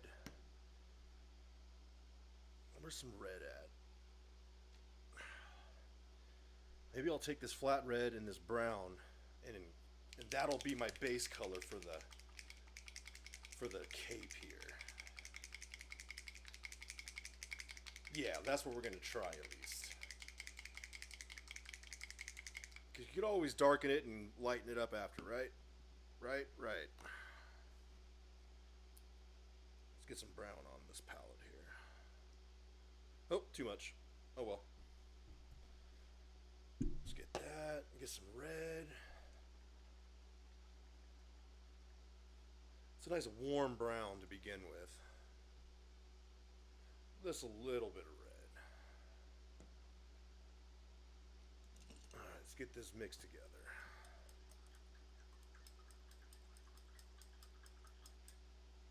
Let's see. See what we get.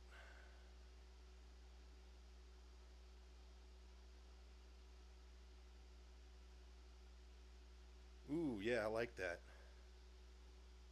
Yeah, I like that color.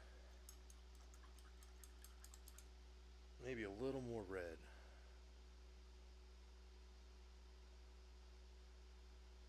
Yep, that's what we're going for. That's what we're doing.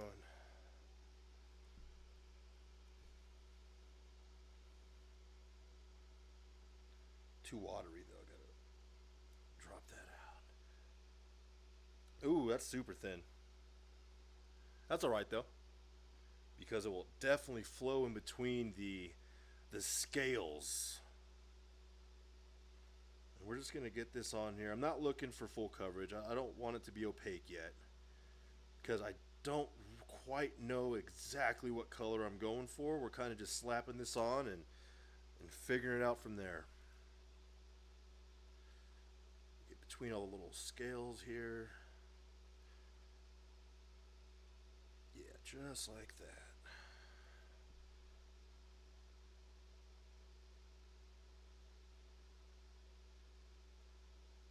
Going over all that nice base coat we had. Ooh, I need to mix up a little more.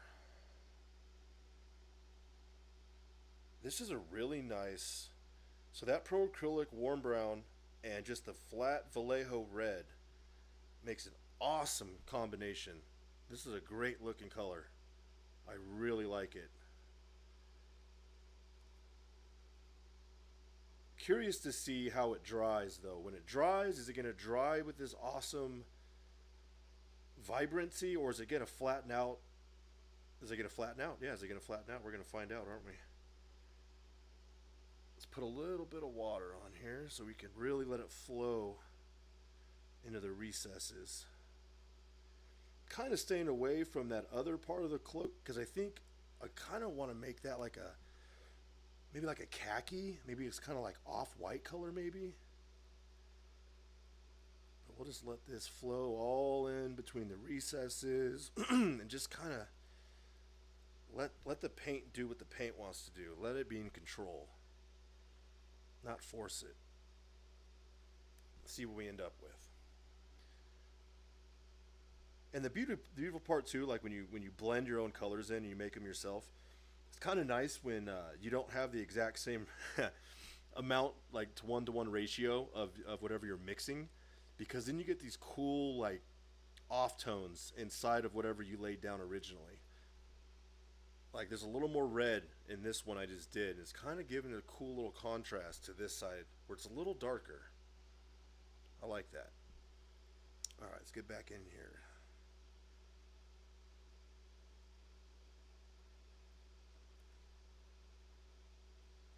Paint around that little doodad right there.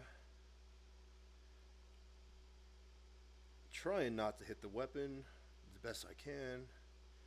And if I do, oh well. Could always fix it later. Yeah, dude, I really like this color. Yes. Yeah, that works. That really does work with the green.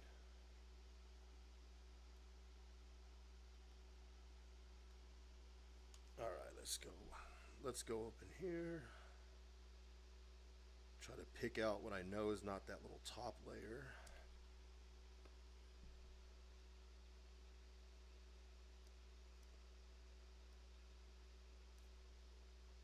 Absolutely.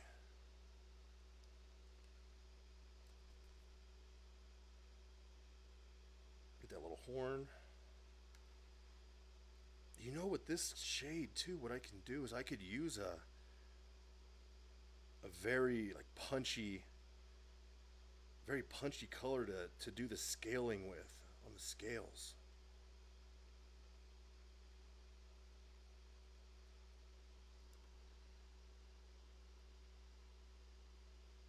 We'll just let that go.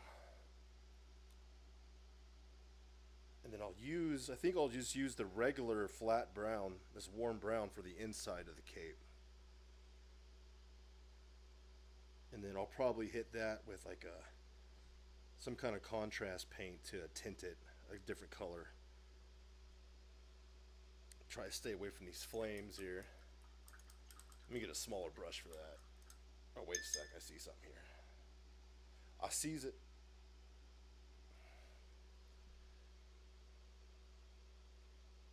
Get inside right here.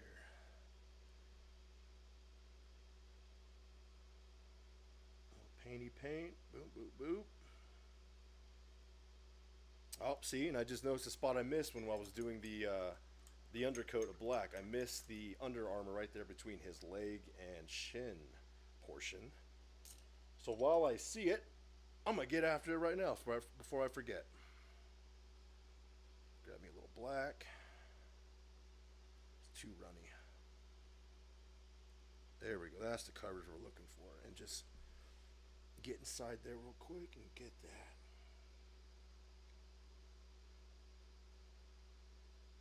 Now that's a detail no one's ever going to see. If somebody's picking up your model and they ask you why you didn't paint a little detail inside the model like that, they're not a nice person, all right? Unless it's one of your battle buddies that you play with, then that's a different story. No one's ever going to notice that I painted the Under Armour right there black, but I will notice. You can't even see it in camera. That's how unnoticeable it is. Let's see here. I do want to fix this part right quick. Let me fix that real fast. A little touch-up work. All right. Now for the inside of the cape we're talking about. I think I might just tint it with like a hard leather. That'll tint this inner cape nice and dark, because I want the inner cape to be darker than the outer cape. So get inside here, get around the flame, which really isn't a big deal because it's still the undercoat of black, so it's super easy to fix. Let's go ahead and try to get rid of that green color.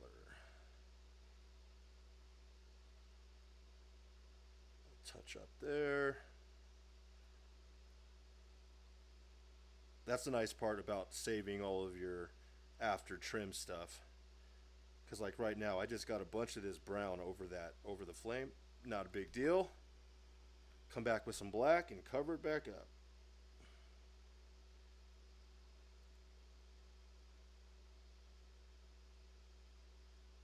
There we go.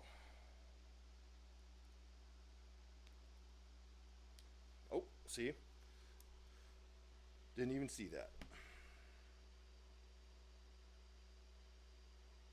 Get the edge here.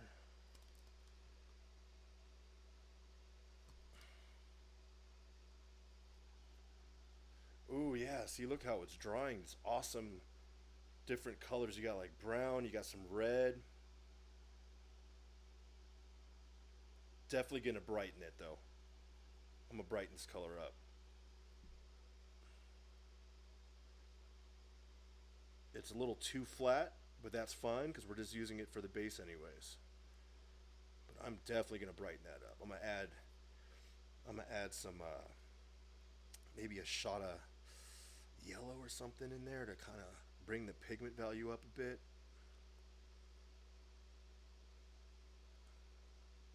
Just trying to work it into all the little recesses here, make sure we're not short on color.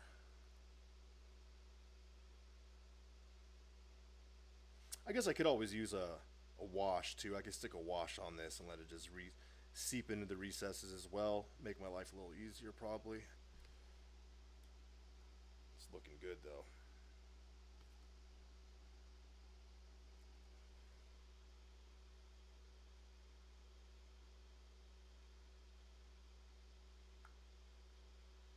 Looking good.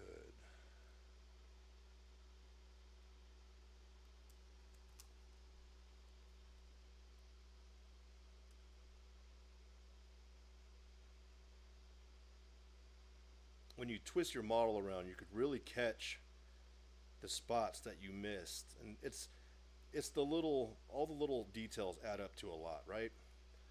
I just try to catch everything I can see, and if I can't see it, then that's fine. No one else will see it either, probably either. So, not a big deal. Let's brighten up. You know what? Let's go a little more heavier on the red. I'm gonna go a little heavier on the red side for this shoulder. Really brighten it.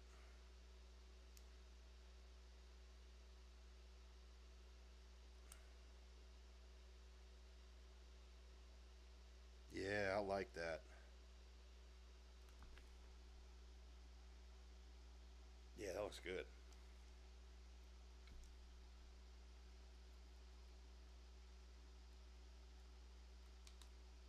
Okay, so next. Oh, I almost dumped my brush into my coffee. That would have been nice.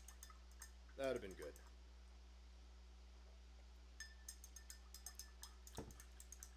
Now I want to work on. You know what? We're already doing browns here. Let's. I know I have a darker brown in here somewhere. I want to do his leather. What if I took some black? Let's take some black. Take that warm brown, and we'll do a really dark brown. Yeah, that looks good. I like that. Really dark, saturated brown here. Yo, that's what we're looking for. Put that right on the leather. Actually, it can go a little darker than that even. Let's get that dark. Dark leather for the Forgefather.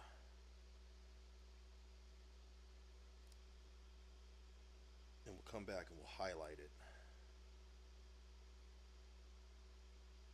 First things first, get a nice good coat on there.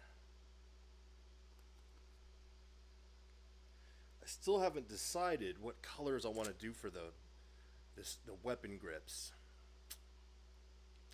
Thinking with this green and like the brownish red. Oof, maybe just like a bright red grips would look pretty sweet, especially with the glow effect I'm going to put on the tip. We got decisions to make, folks. We got decisions to make. Is there any other leather brown on this thing I can see? Oh, right there. Whatever this is, connecting to his championship belt is what it looks like. If you didn't know, the Forgefather's he's a heavyweight champion, so he's got a belt. Cover that. That's about it. That's the only really spots I see where I need to put any like dark leather. No, his hand, the flame gauntlet looks like to be all metal attached. I don't see any like strapping. I think that's it. Yeah, it's a Space Marine with one. Well, look how good that when that dries, how dark that leather looks.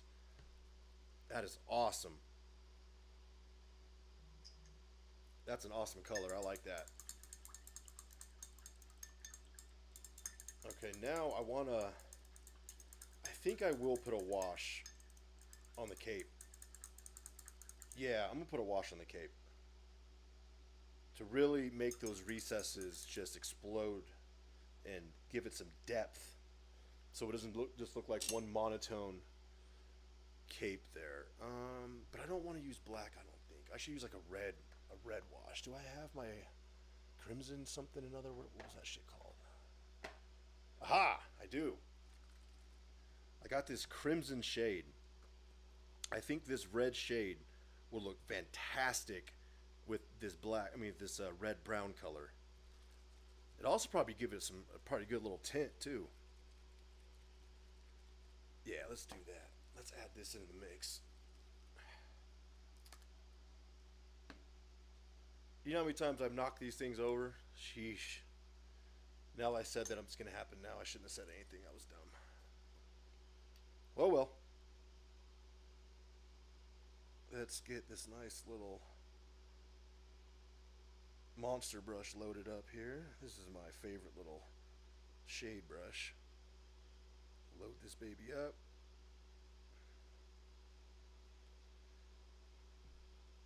That's a nice like crimson red color. I like it. And let's no time like the present and just go right over all of the.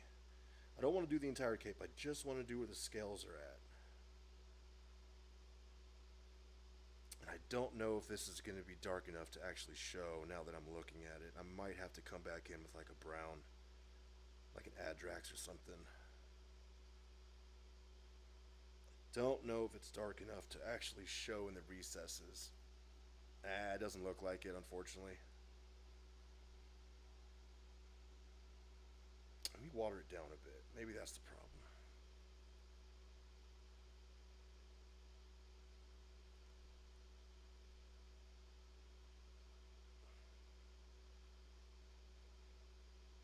Oh, there's the answer. You just got to put more.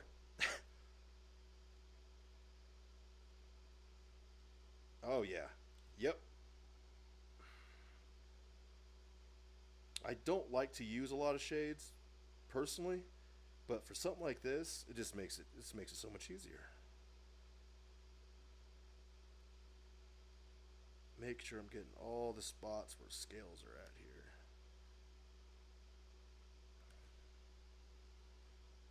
Shoulder. This is probably the first Salamander Space Marine I've ever painted where I don't have to do any shoulder work. It's all covered up. He's self-conscious about his shoulders. No one look at him.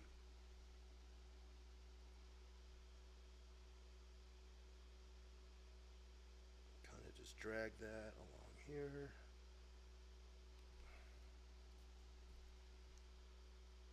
Really tint this front area.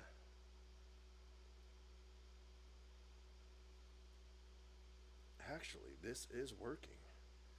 And then if I come back with a dry brush, it will really make this shade really stand out.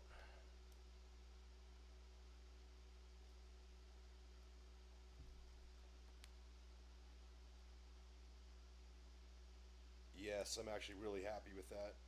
Okay, cool. That's a happy accident. And I didn't spill it. Even better. Ooh, I really got to darken the inside though. Inside's too light. We're going to darken that up. So, actually, if I use a brown speed paint, that will tint it real nice like. Do I have a brown speed paint? I know I have like hardened. There it is. Found it. Found it. Hardened leather. I use this stuff all the time to tint anything I want brown. If I want to really darken the value, this is what I use. Stuff works perfect.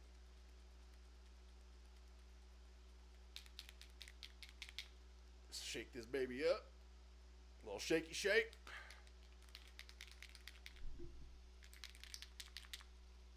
Alright, let's go.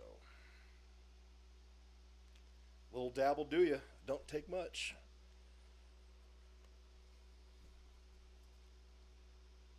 Let's get my brush all wet. Don't underestimate thinning out your speed paint, people. There we go. Yes. Just going to put it all over because I'm going to have to come back and redo that black anyways. Let's get it all inside the little nooks and crannies here. Shoot, I'll even use it on the edge.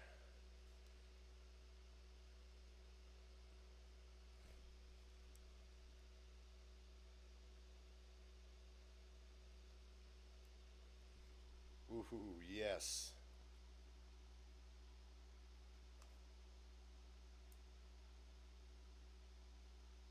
Okay, you know what? I gotta figure out what color I'm gonna do for that top part of the mantle.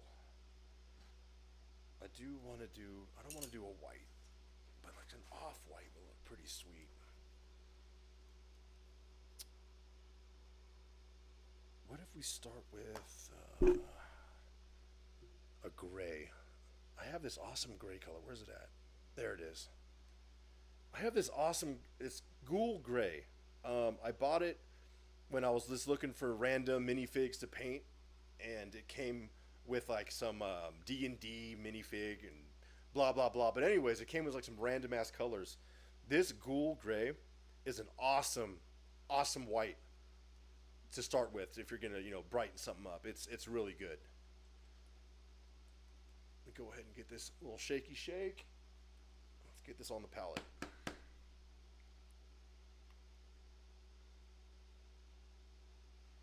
It dries really light, but it is pretty opaque when you're getting it on too, which is nice. All right.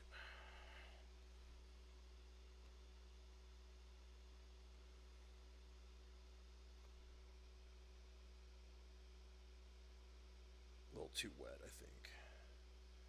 Yeah, it's too wet. Let's dry that up a bit.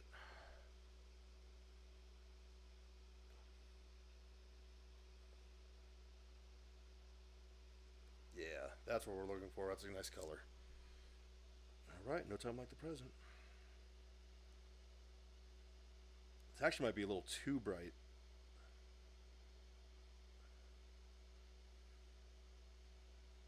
That's also because I'm painting it over a yellow green. This is definitely going to need 2 to 3 light coats.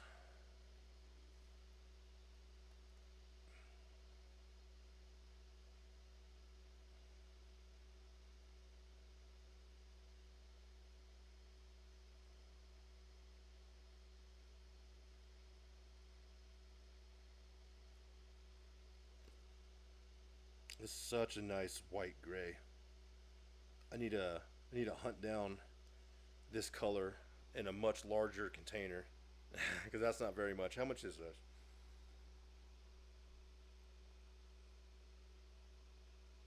Doesn't say.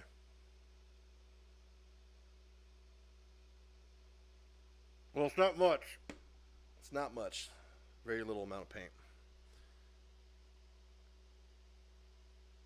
But it dries so nice and matte. Awesome coverage for a gray, a white gray. Just come back in and just start touching it up.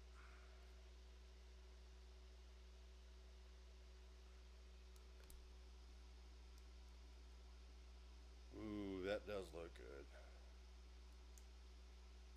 That does look good.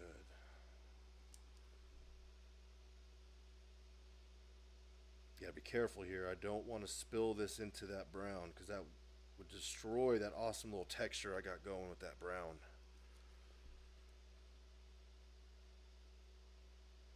Oh, that's too much paint. See, that's why you gotta thin it out.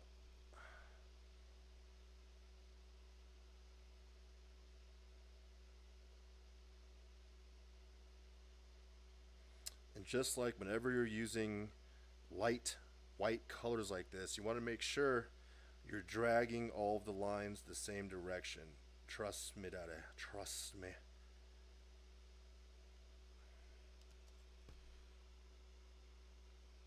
Ooh, this is going to be tough. I do not want to ruin the exhaust there. So we're not going to paint underneath it. It's going to stay that color, and so what?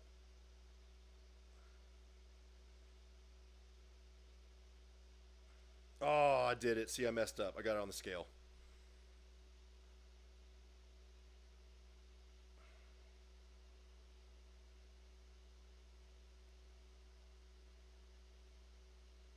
Dang it. Oh, I can get your brush wet and just rub it, and you can pull. Oh, yep, you pull it right off. I don't know what I was freaking out. I knew I could do that. Come on. Come on, bag. Bam, fixed it. No one will ever know. Alright, back to this gray.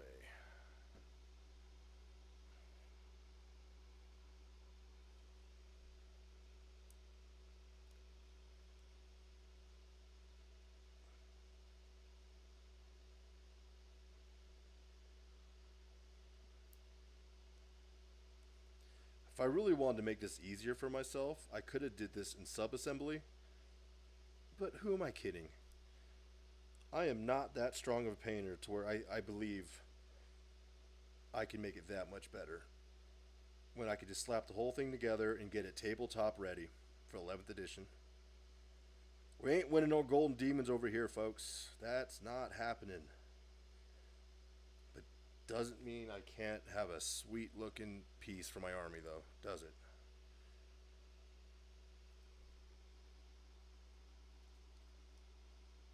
So I got a decision to make here. Going off that gray.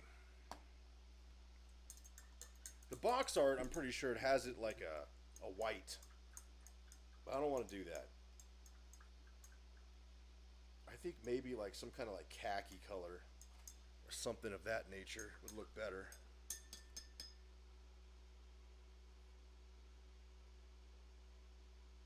All right, let's get back in there.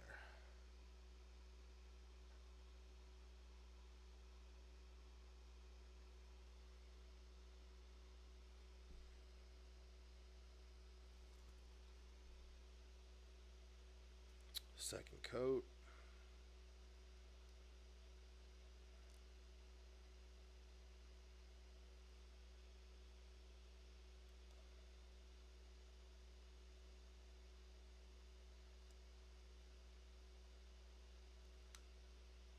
Oh, you know what? Like that pallid bone color makes a pretty good offset.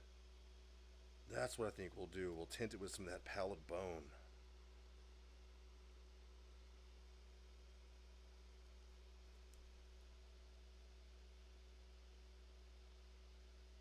Remember, drag it the same direction.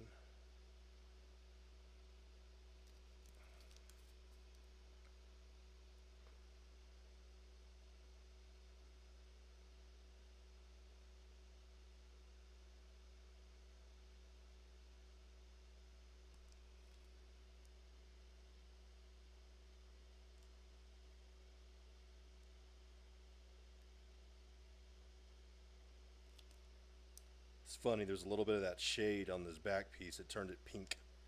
I don't know if you can see that well enough on my shitty camera, but probably not. Back in we go.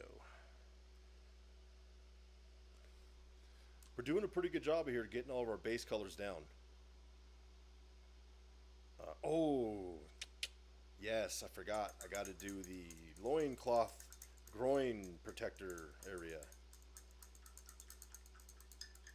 Now that, I know I want to do a red. I want a red in there.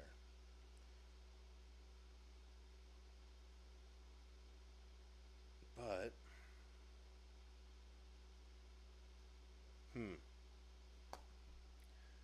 I need like a beige color first. I know I had a khaki around here. There, I have a khaki. This will work. This will work. We'll start with a khaki and we'll brighten it from. No, I don't want to do that. That's not going to work. Let's go red. Let's just go back to red. Put it with some black. Grab this red. Grab this black. No more red. Yeah, that's. I don't know. A little more red. Yeah, there we go. That's the color we're looking for.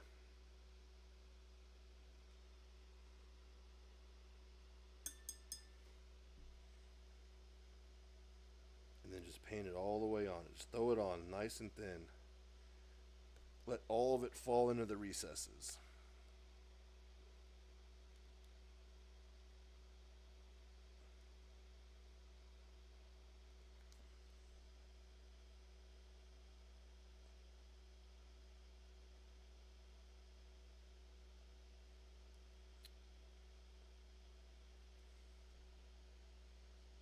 Just like that.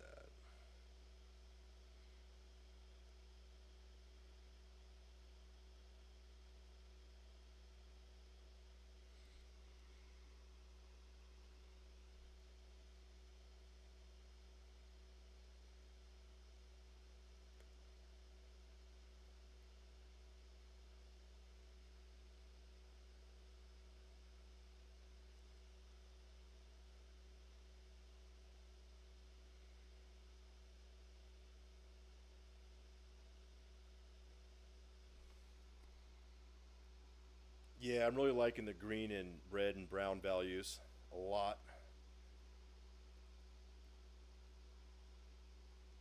I need this to dry so I can come back in and brighten up everything around it and then maybe do a little bit of dry brushing over the scales too. But it's still wet in there, so we gotta wait. I gotta be patient. I'm not known for my patience. Same thing with the inner cape. Still drying down there. Well, while that stuff's drying, let's do another coat of white. Or gray, I should say. Let's go back in with this gray.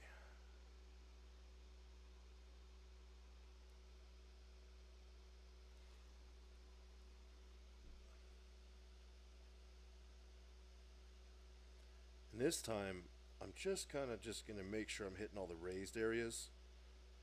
I'm not going to worry about hitting every little piece of it, actually.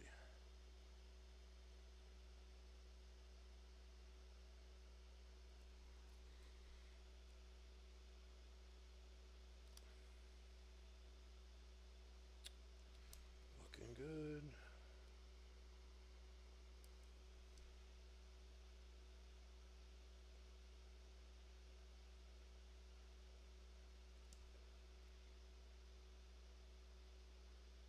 Yeah, this is an awesome gray. I need to find more of this color.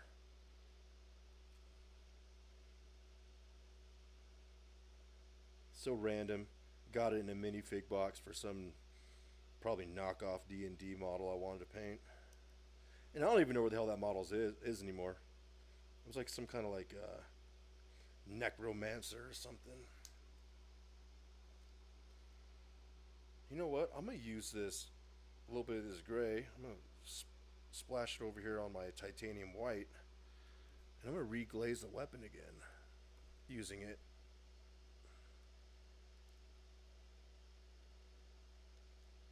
Same direction, pull everything the same way. And this is really good coverage for a gray and a white.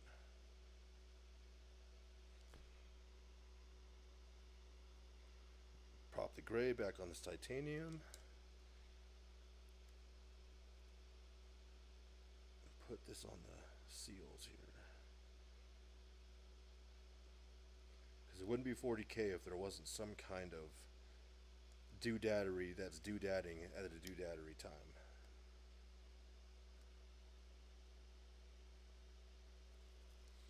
I know I'm not the only one out pretty pumped up about 11th edition. I know there's so many dudes right now doing exactly what I'm doing, getting key parts of their army painted up because they're waiting for their box to arrive because it only shipped as early as what, yesterday or something, or today, something like that.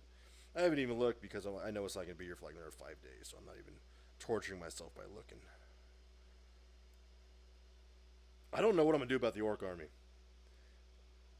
I don't know if I'm going to try and just sell that half of the box off or paint them up and have a pseudo orc army. I don't know what I'm going to do with it yet. It's pretty easy to find people that will buy that kind of stuff. It is a good way to recoup a little bit of the money back. But the box, I mean, it was $295 for the 11th edition box. That's really not that bad. I want to say 10th edition was more, but I might be mistaken. I also know in the 10th edition it came with stuff like mats and crap like that. Let's retouch up some of this black. I need to retouch this up a bit here.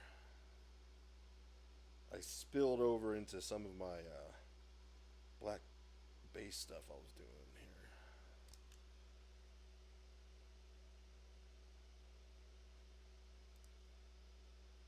Redo that. A little bit right here.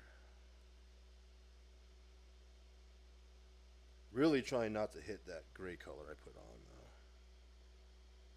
There we go, that's not bad.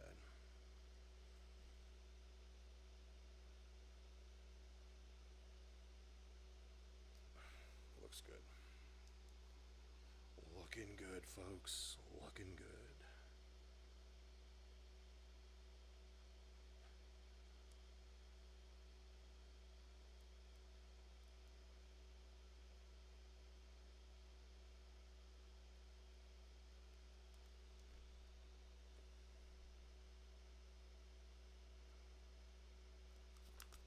I should have waited to retouch that up. That was dumb.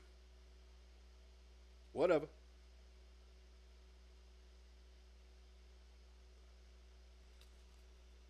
Painting is an additive process. You could always add more.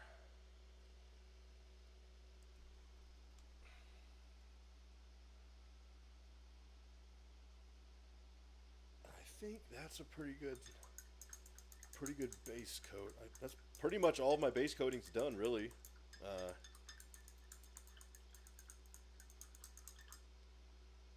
You know what? I don't know what I'm gonna do with the Salamander logo. Part of me wants to keep it green. And to force myself to do that, I could bot in all the black behind it, and that will force me to make my mind up. So I'm going to do that right now.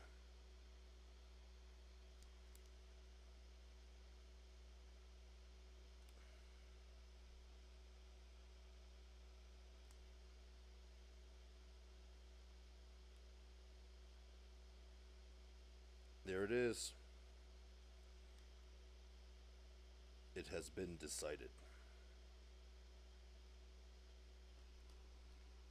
Boom.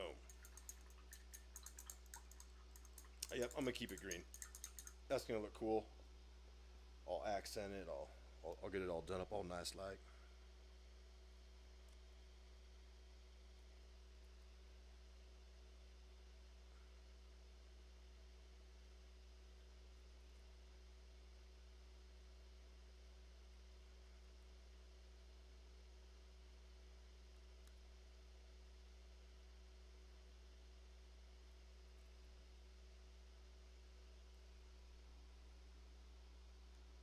Oh yeah.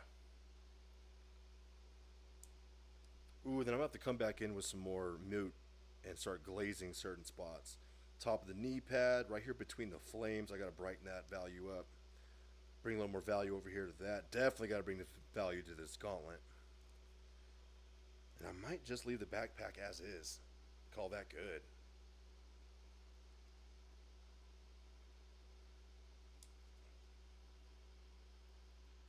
am excited though to get started on the. You know what? I could do a little bit right now on his head. Yeah, I could do a little bit of work on his head real quick while the back is drying. Yeah, still some moisture in there. Yeah, it's still wet inside there. Alright, we're going to switch it up. Now, for the head, I like to just do a little dry brush. A little dry brush on him. And actually, the best way to do is just get your dry brush just a little moisture from your paper towel you've been using to get your excess moisture off. Just grab some of this white right here.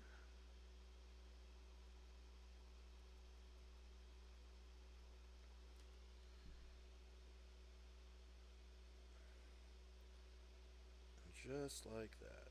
Just a little bit. You don't want to paint it white, but you just want to pick up a little bit. Because yes, the salamanders have black skin, but you could actually do a lot of cool shit with black that people think you just color black and call it good, where you could really introduce some cool browns and blues into it to get an awesome texture.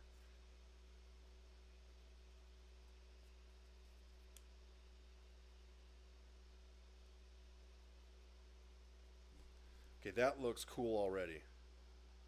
Really can't see it in the camera very well, but you could see all the detail they got in this little minifig's head.